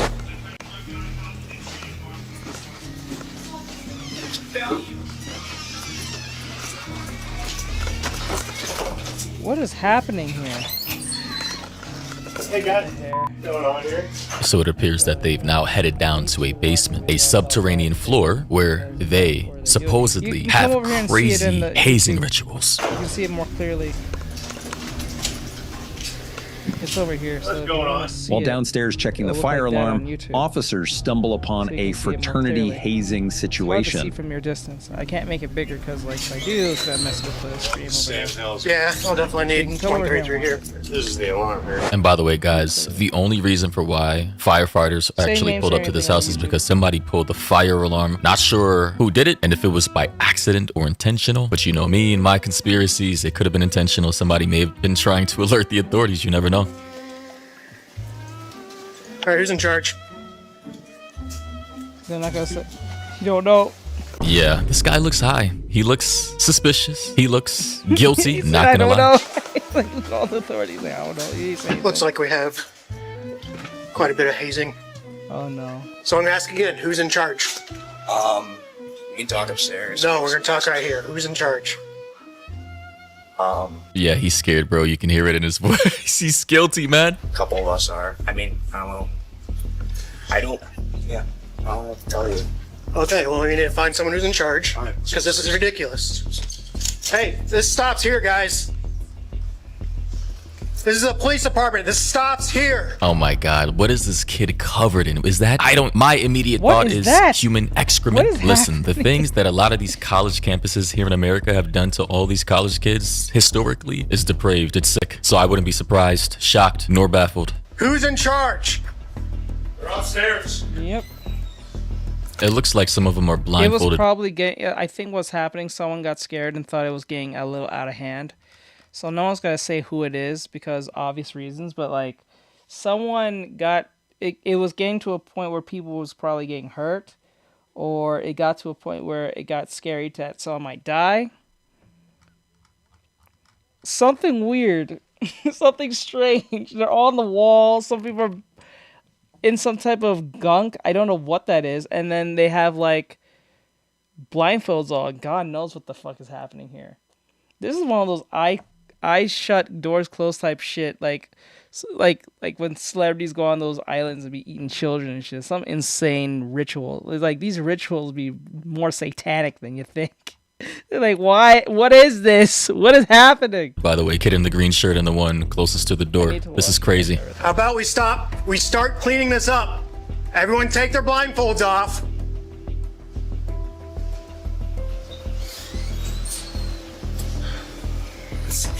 Shit. I've already given multiple commands to clear the room and get out of here, but no one's moving. Man, you know it's bad when a law enforcement officer looks shocked. Like the way this man's head just, after looking at his buddy, snapped back to the room in disbelief. It probably smells like complete and utter shit in there too, you know? And people in the comment section are saying the way they're all standing there like the kids from Weapons, which is a horror movie that released, I think, late last year. Really good. Someone said the next generation of politicians. Oh yeah, many of our politicians, especially with the release of those files, started on campuses like this. Learn to bend the knee and partake in sadistic, sometimes even demonic and satanic rituals. What did I just say? What did I just say? What the fuck? I have not seen this. I have not seen this, people. I have not seen this. This is my first time seeing this. This is the same time I'm seeing it, and he said the same thing I said. It's like some kind of demonic, satanic shit going on. What the fuck? He said the same thing I said! It's cultish. That were used against them as blackmail to potentially control them, another person said. And now you get how the elites can keep disgusting secrets. Oh yeah, because basically they use these hazing rituals to embarrass them, put them in compromising positions, intentionally or not. It's filmed and then later used for blackmail, of course. Apparently they're taking us pretty serious. This is why I will never, this is part, I don't, okay.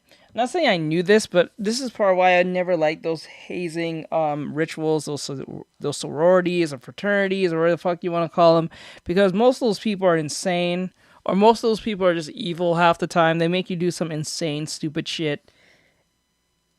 Some hazing is just kind of simple and not that serious. It could be something simple and something a little silly, but some of them be going so far like it's almost borderline criminal.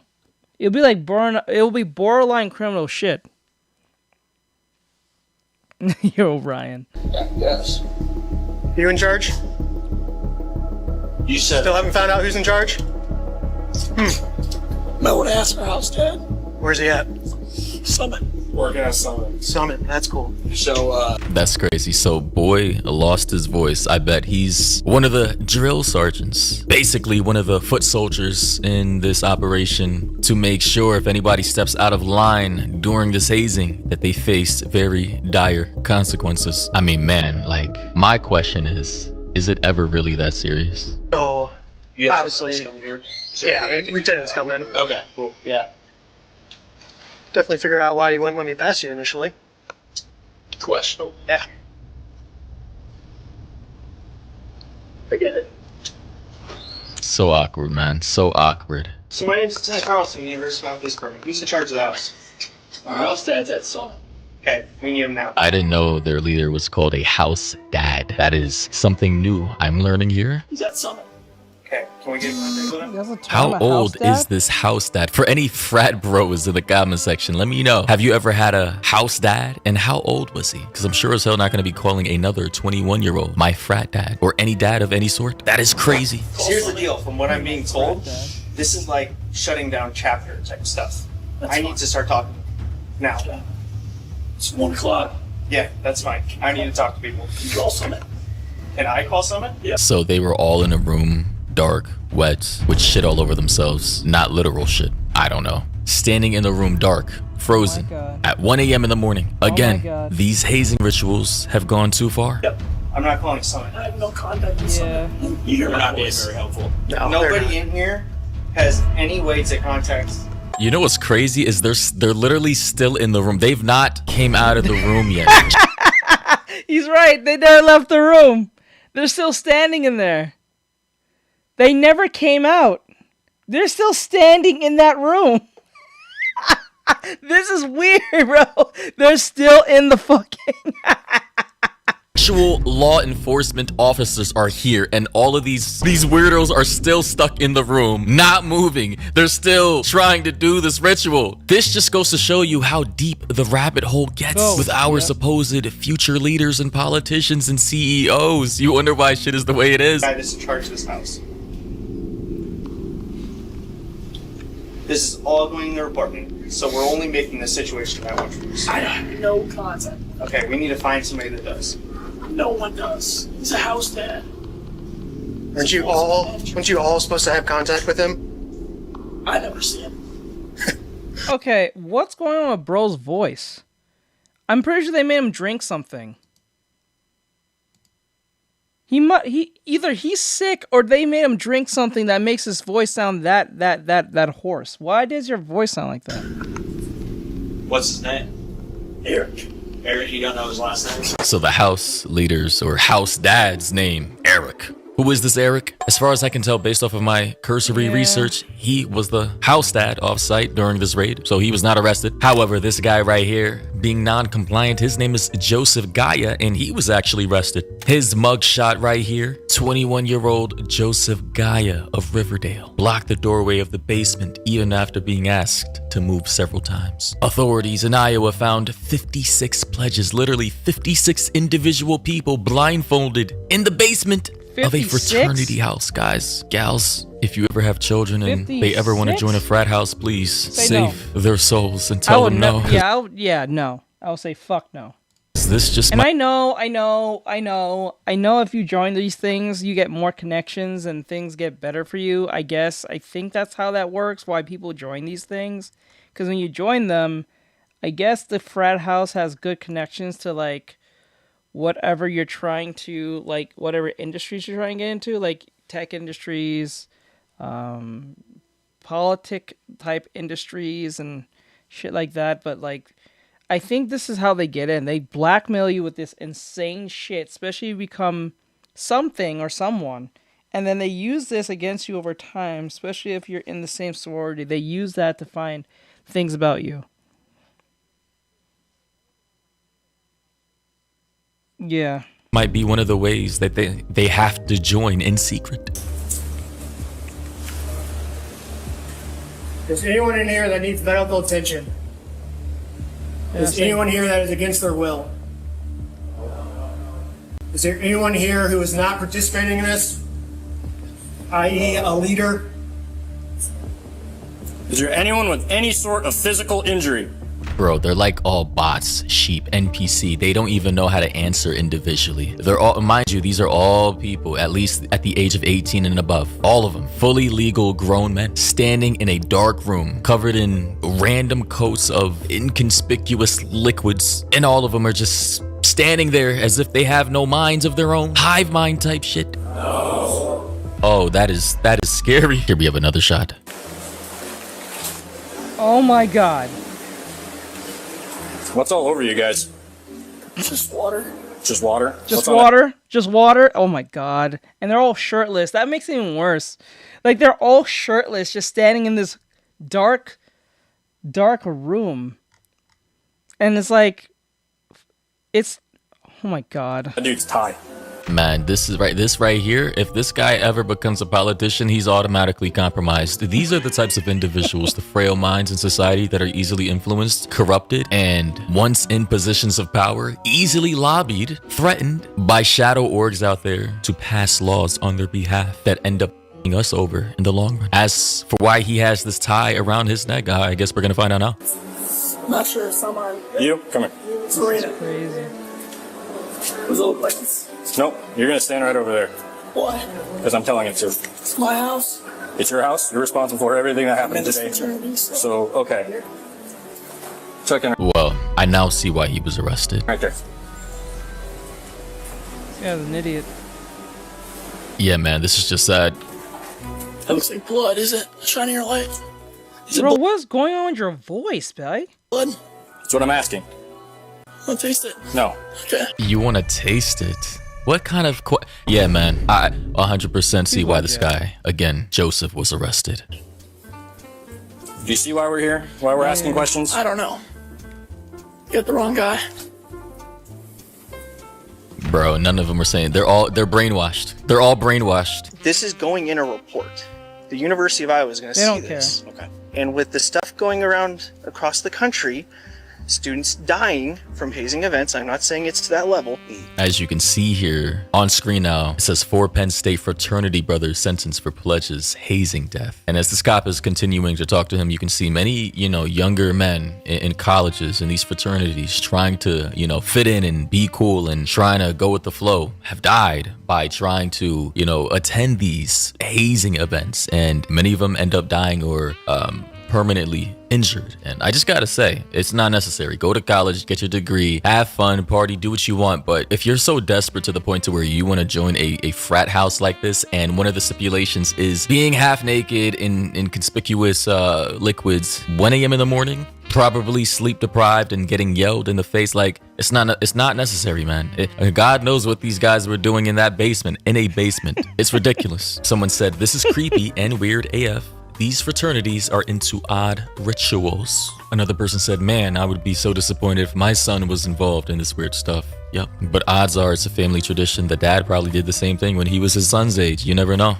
Another person said, the cop, the only... And you know what would be crazy too? Some of these fathers who are in high positions of power will sometimes be encouraged of and ask their son, how was the hazing? They want to know about the hazing, everything about the hazing. And then if you didn't get like a hazing, they think it's not that hazy, like that harsh. They didn't think they went hard enough. They'll call you they'll call you soft for not being humiliated enough. That shit be crazy. Yeah, some of these fathers, they'd be like that. Like, how was the hazing? Because they went to the same college they did. So those fathers who are exposed to those types of hazing will ask their sons, not really their daughters, but ask their sons, how was the initiation per se? They're not even talking about hazing, but that's what it is that they're talking about. And once they say, oh, we did this, we did that, sometimes the fathers will measure how serious the hazing was to see if they were serious or not, and say, oh, that's it? That's all they did? Man, when I was growing up, they did this to me. And they'll say it like it's a form of passion. I'm like, bro, no, it's not. That's either a crime or that's like you're coping with some type of issues. Like, that's not something you should be proud of to be happening to you at school. That shit's insane. You'd be surprised how many of these and these fathers would be like high in positions, like politicians, real estate people, like tech people. Like, they'll be in big high positions of power. Like you'd be surprised. Yep, you're a victim. Real one. Bro said, what the F I just walked into? Man, this is, it seems as though that there's a whole other world out there that is just not known to most people. And with the files, the special files that just released, this is only the beginning stages of that. Young guys getting into this stuff now at a young age eventually end up getting to that level one day, forming cults, creating blackmail, and building shadow organizations that end up influencing our greater society in some way, shape, or form. Thoughts and opinions down below, though. What do you think about this? And yeah, catch you guys in the next one. That is crazy. Mayors. We got one more video. One last video, then we go. That new drug. All right, so this is from Atozi.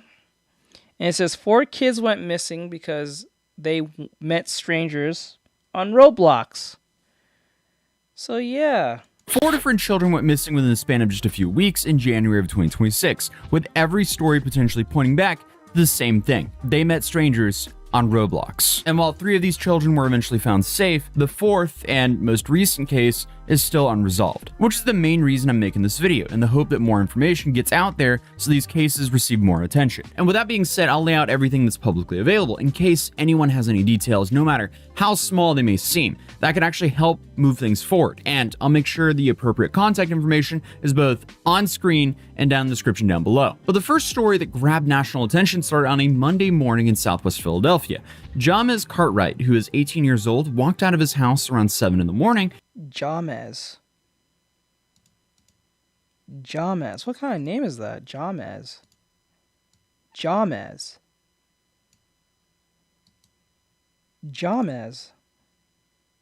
That's your name? And then you'd be like, and then kid named Jamez be like, their parents, oh, we had to like separate your son Jamez from the fight. And they'd be like, not my son Jamez. Yes, the one with the very unique name we picked out of everyone that you named. You made the cognitive decision to name them Jamez. But we're just picking this one because he has such a unique name. Really? It can't be your son, right? Jamez? Yeah, okay. Okay.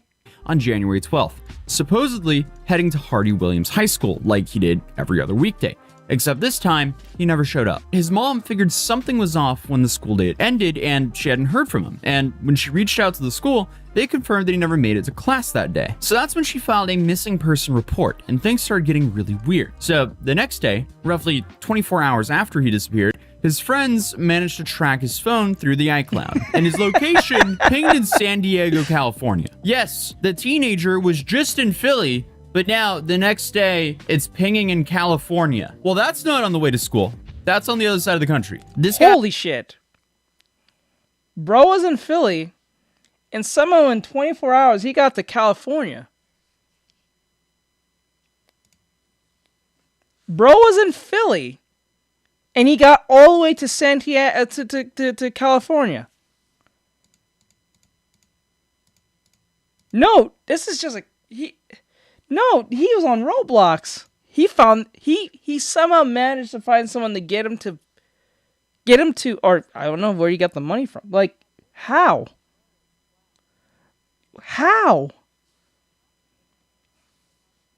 What the fuck?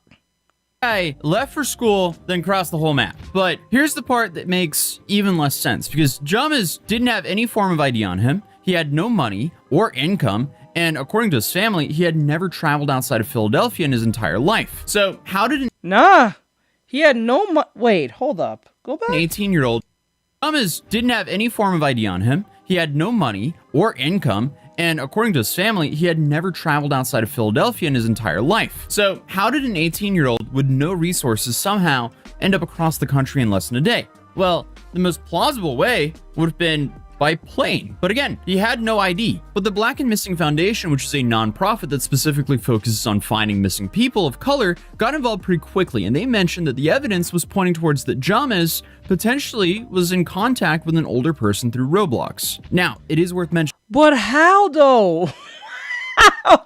How?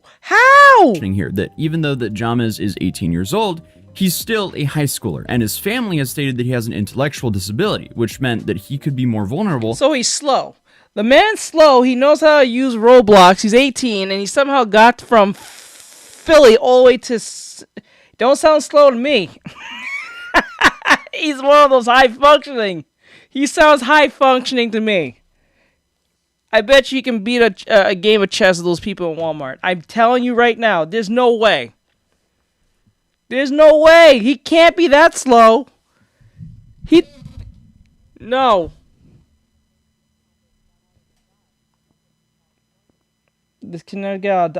But how did he... But how, though? But how? High-functioning Flash.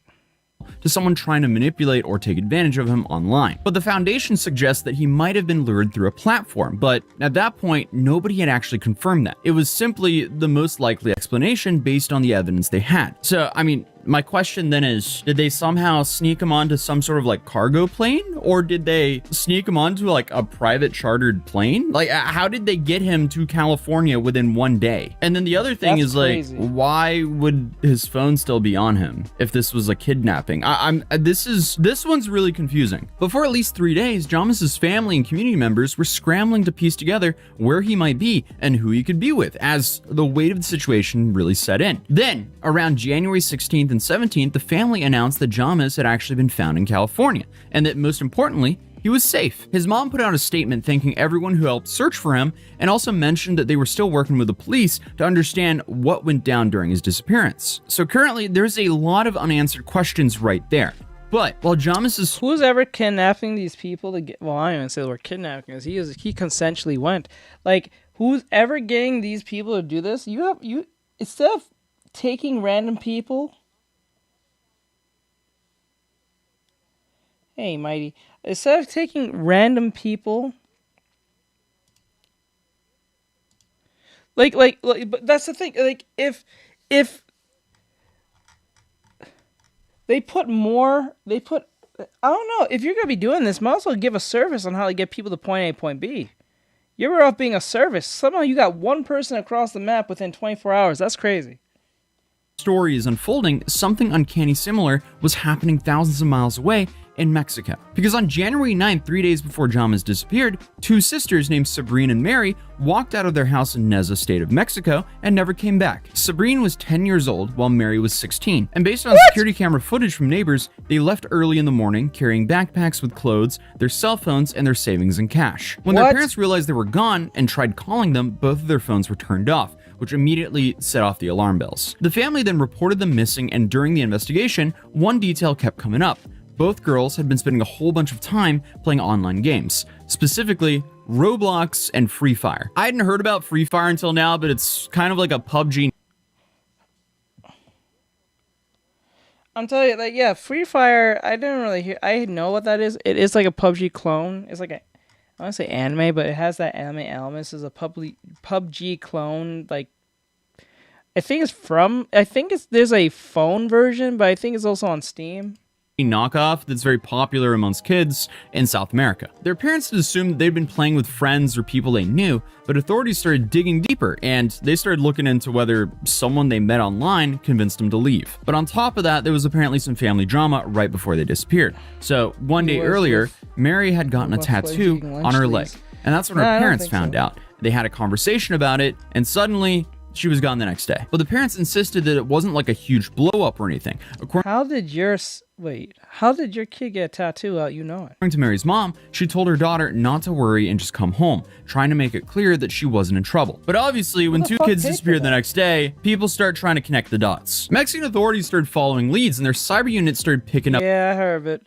It's not that popular here in North America. Some information that pointed them towards Campeche, which, just like in the first case, means that the missing kids are on the other side of the country. So police in Campeche checked out an address connected to the case, but when they got there, the sisters were already gone. Eventually, after almost a full week of searching, authorities finally got a tip from a family member that tied them to a massive inner-city bus terminal in Mexico City, and that's where they found both girls. And they were with a man who had allegedly been talking to them online. And based on where they were and what they were doing, it looked like the three of them were about to get onto another bus and keep traveling. Thankfully, though, the girls were taken into protective custody, given medical attention, and eventually reunited with their parents. But the authorities said, based on everything they gathered, this is some Epstein shit. This is some Epstein shit. What is this? And what's wild is these kids are bold to do it too. Kids are built different these days. This is why I don't think a lot of kids... you know what? It's shit like this that happens because shit parents are not watching their kids and knowing what they're doing, and people like us have to give our shitty ID to our stupid government because they have to babysit or have to watch over other people's kids who don't want them or do not put the effort to look over what they're doing and police the shit out of them. You know what I'm saying? This is the issue right here. This is crazy. Because shit parents are not watching their shit kids. Because remember, before these kids went off missing, one is slow and managed to actually get past their parents and somehow get across the entire map of North America within 24 hours. One is 10, the other one's 16, and I think the 16-year-old got the tattoo, or probably the 10-year-old, on their leg somehow, what their parents not knowing, because, you know, tattoos are expensive. Where the fuck did they get the money to buy a tattoo to get one on their leg? Well, then again, this is South America, so God knows that might be dirt cheap, but for all we know. But, like, still, if they are kids, how are they getting the money to pay for that? Even if they have $20, where the money came from for them to get the tattoo in the first place. What the fuck? And then the very next day, they're already on the other side of South America doing God knows what. And with a 10-year-old and a 16-year-old. How? gathered, it seemed like the girls had left voluntarily, which doesn't necessarily mean they understood what they were actually getting into here or that they weren't being manipulated. Christ. And reports suggest that whoever contacted them started the conversation on Roblox and then moved it over to other platforms like Discord or WhatsApp, which is apparently a pretty common pattern with this kind of thing. And Mexican authorities used this case to push for better parental monitoring of kids' online activity, recommending that parents turn off chat features when possible and keeping gaming devices in common areas instead of their bedrooms, and having real conversations with their kids about the dangers of sharing personal information online with strangers. But I mean, stuff like this just hits home. But this proves it right there. There's the kids back then in like the millennial era and was this Gen Z, Gen Alpha? I'll say Gen Alpha. I ain't gonna say Gen Z. The Gen Alpha kids are drastically different from the millennial and Gen Alpha, because Gen Alpha, you guys are quick to tell your whole life story to virtually anyone. Like anyone who's willing to listen, even as unhinged as shit, it doesn't have to do with anything. You guys will tell it. Like it's fucking weird. Like Gen Alpha kids will tell you they'll give you your social security just to have human connection. That's how bad that is. When I was growing up, millennial wise, you kept that shit to yourself. You made up shit for the sake of making up shit. And if you, like, even giving your email was too much. Giving your name halfway or even a made up name that was too close to your real name was too much. Nah, y'all be giving your whole life story, like, almost off rip. I see it too many times when I'm streaming. I'll be streaming sometimes, and I won't be doing no reaction. I'll be just doing straight artwork. And y'all come in my stream, and y'all ask me what I'm doing, basic stuff, and then out of nowhere, you'll tell me, I think they had one person came in here and said, do you want to know the drama between me and my boyfriend? And I said, no, I don't care about that. Why would I want to know that? And they said, just to start conversation. I'm like, fuck no. Like, no. I'd rather sit in silence and you guys watch it and talk about your, I don't know, your teenage problems. I'm 30. I don't want to hear all that shit. What the fuck? I was absolutely raised on the internet. My English is as good and bad as it is at the same time because I was raised on the internet. I was raised in a small town in Norway. I moved there from the States when I was 7. And to put it lightly, Norwegian winters are very cold and very dark. You know, because you just don't have too much time with the sun up north during the winters. But then you have the opposite during the summers. So it all balances out, I guess. But Norway was fairly early to give the population access to affordable high-speed internet. So I spent a lot of time playing video games, especially in the winters growing up. And I've met some of my best friends online. Literally, people who were once complete strangers, I met questing in the same area on World of Warcraft or on a Counter-Strike source server. I even have a close friend who I randomly encountered while playing Arma 2 Wasteland. Like literally just over like voice comms. He was close to me and we started joking around and then we were like, hey, let's get into TeamSpeak. And then we just started talking from there and we still talk to this day. And way later, I've met so many of these people in person and thankfully, they were kids my age, at least at the time that we met. And, you know, now we're old. We were young once, but now I can't really say I'm old. You know, I'm in my late 20s. I'm 28. But I feel like a lot of people in my generation can relate to, you know, being a teenager and talking to people you don't know in person online. So maybe there's some survivor bias here, but obviously I don't know the answers. I'm still trying to figure out this big, massive lesson that we call life. But I don't think it's that good to try to isolate your child in the attempt of protecting them. I don't know. It was some random kid. Like, once they started talking and started saying that weird shit, I didn't care who they were. I just wanted them gone. I would think one of the best things you can do to protect your child is to invest your time in them, where you actually focus on hearing them out. And that was like, what, 4 days ago, actually?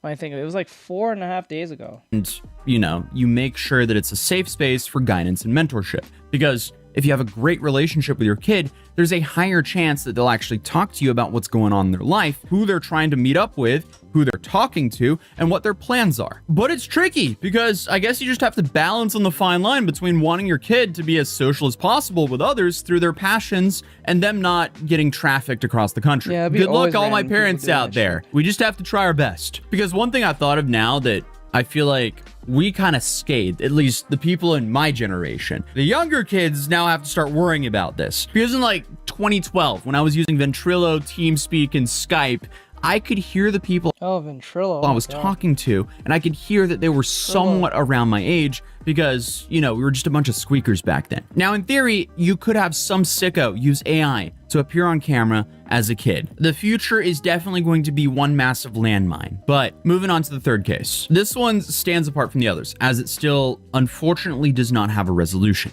And because of that, it's especially important to focus on this point. Because on the same day the sisters disappeared in Mexico on January 9th, a 15-year-old kid named Thomas Medlin left Stony Brook School on Long Island around 3:30 in the afternoon. But instead of heading— This feels connected to a degree. This feels like a weird network system of trying to get children.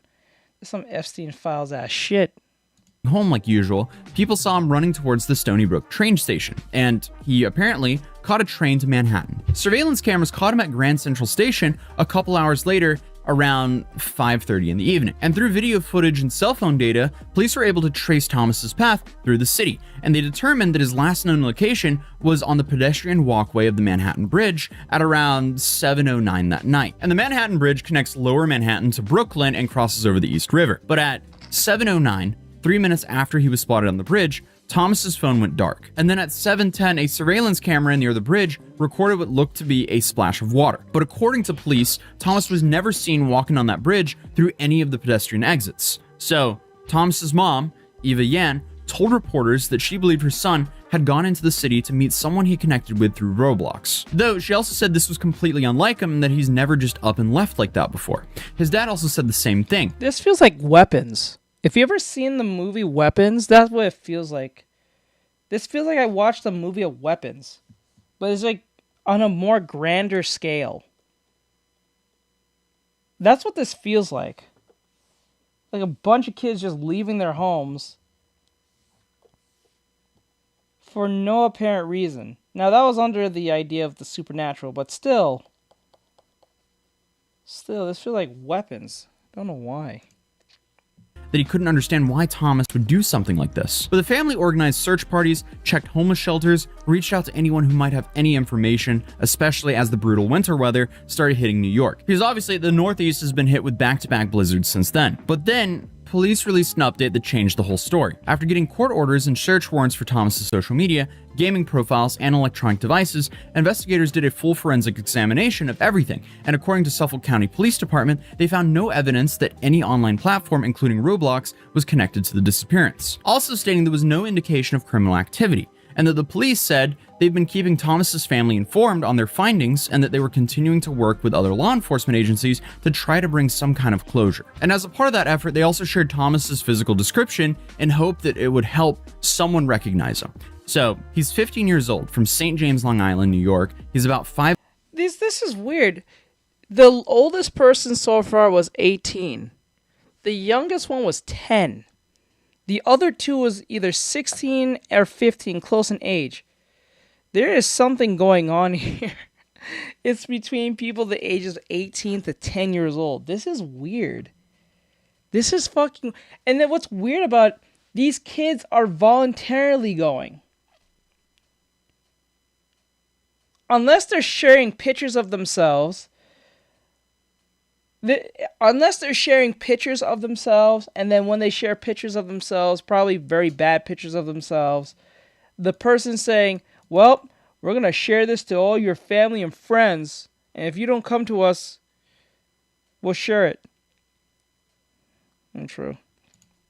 5'4", roughly 130 pounds, and wears glasses. He was last seen wearing a black jacket with red stripes, dark sweatpants with white stripes, and carrying a black backpack. So if anyone watching this has any information about Thomas, no matter how small it may seem, please reach out to authorities through Suffolk County's Police Force Squad detectives at 631-854-8452, or obviously call 911. Roblox itself did actually release official statements regarding both Thomas Cartwright's case and the Thomas Medlin one. And while wording differs, the overall approach is similar. In Thomas's case, Roblox released a detailed statement saying they were deeply concerned and that their thoughts are with him and his family. According to the company, they immediately launched an internal review, searched for any prior law enforcement inquiries, and reached out to authorities to offer support. After reviewing the account, they stated they found no attempts to move communication off the platform, no sharing of personal content contact information, no unusual chat activity beyond normal in-game conversations, and no indication that voice chat had been used. And as everyone probably already knows, Roblox is an enormous platform. It has well over 100,000 active users worldwide. However, a huge amount of them, roughly 56% of them, are under the age of 18. It does have safety systems in game, but the underlying issue is as long as the platform allows open communication between users, there's always going to be some level of risk. And in many cases, those interactions don't just stay on one game itself, as they can easily move off the platform. My understanding here, though, is Roblox is unfortunately just a platform here. It's not the game's fault. So it's kind of like if Roblox magically shut down tomorrow, the predators would just move on to any other platform. The positive here is that Jamis Cartwright was found safe and Sabrina and Mary were also located. I find it funny that Roblox is always in this type of situation, which is funny because VR chat probably has just as much or worse people on that shit. Somehow it doesn't have this problem. And it's normal for investigations like this to continue. So, as authorities still need time to review all the circumstances and rule out any additional concerns. So again, if you have any information related to any of these three cases, please consider reaching out directly to the appropriate authorities. For the Jamis Cartwright case, you can share tips right here. For the Sabrina and Mary case, anyone with relevant information can contact local authorities only in Mexico by calling 911, which connects directly to the police services in the area where the case took place. And for Thomas Medlin, if you have any information, please contact the Suffolk County Police Force Squad detectives at 631-854-8452, or obviously call 911 if you need to. Currently, there's so much misinformation about that last case, like AI images like this one, which honestly is just heartbreaking to see people willingly spread fake information about a missing kid for what, internet engagement? But the most recent post for the family was posted by Chris Hansen, where you can see it here. But other than that, again, all the contact information is in the description down below, and I'll see you guys in the next video. Peace. That's crazy. Alright guys, we're done for today. We're gonna go play some Overwatch. See where that takes us, and then depending on how people react to it, if it doesn't really pull a lot of people in, we'll play maybe Peak again, because you guys seem like you really liked it when I played Peak, especially when I won off rip on the first try. It was kind of crazy, not gonna lie to you. But yeah, we're pretty much done. And just be clear, I'm actually done with the animatic. The animatic's actually done. I'm just coloring everything in now. The animatic is like pretty much officially done at this point. I don't need to do any more frames and stuff like that. So this will be coming out. Oh, just to let you guys know, the video of the Gacha Kuda video is already out. So if you want to check it out, you can now. It's on both TikTok and YouTube. It should be out today. Right now. Oh, it'll be out in 5 minutes, actually. It'll be around 3 o'clock, I think. Yeah, it comes out at 3 o'clock. In 5 minutes. Alright, guys. I'm going to end it from here. I'll just let you know, I'll be streaming the stream on this channel. I will not be streaming on the gaming channel anymore. I feel like no one goes over there at all. It's hard to rip people from over there to go over there. So I'm going to be playing it on here. So like in 5 minutes, the Gacha Kuda animatic will be out. Remember, it's just a couple of seconds. It's only like, what, 10 seconds long or so. So you can go check it out if you want. Once it pops up in your algorithm, it'll be out in 4 minutes. It'll be also out on the same time on TikTok. I'll eventually post all the other stuff I'm posted on Instagram. On TikTok and YouTube on Instagram as well. Instagram is just kind of like my fodder place. I just threw all the fodder stuff over there as well. So if you want to check it out, you can. So with that said, I'll see you guys in a couple of minutes. I'm going to get everything ready. We're going to play Overwatch, see how people respond. If you don't respond well to it, we'll just switch to another game, maybe Peak. I was going to play Zenless, but I'm going to save that for next week. So we're going to play Zenless on Wednesday coming. See what's new, since I've been super behind on Zenless, Zone 0, and all that great stuff. So I'll see you guys in a couple of minutes. So I'm going to restart the stream. I'll be right back.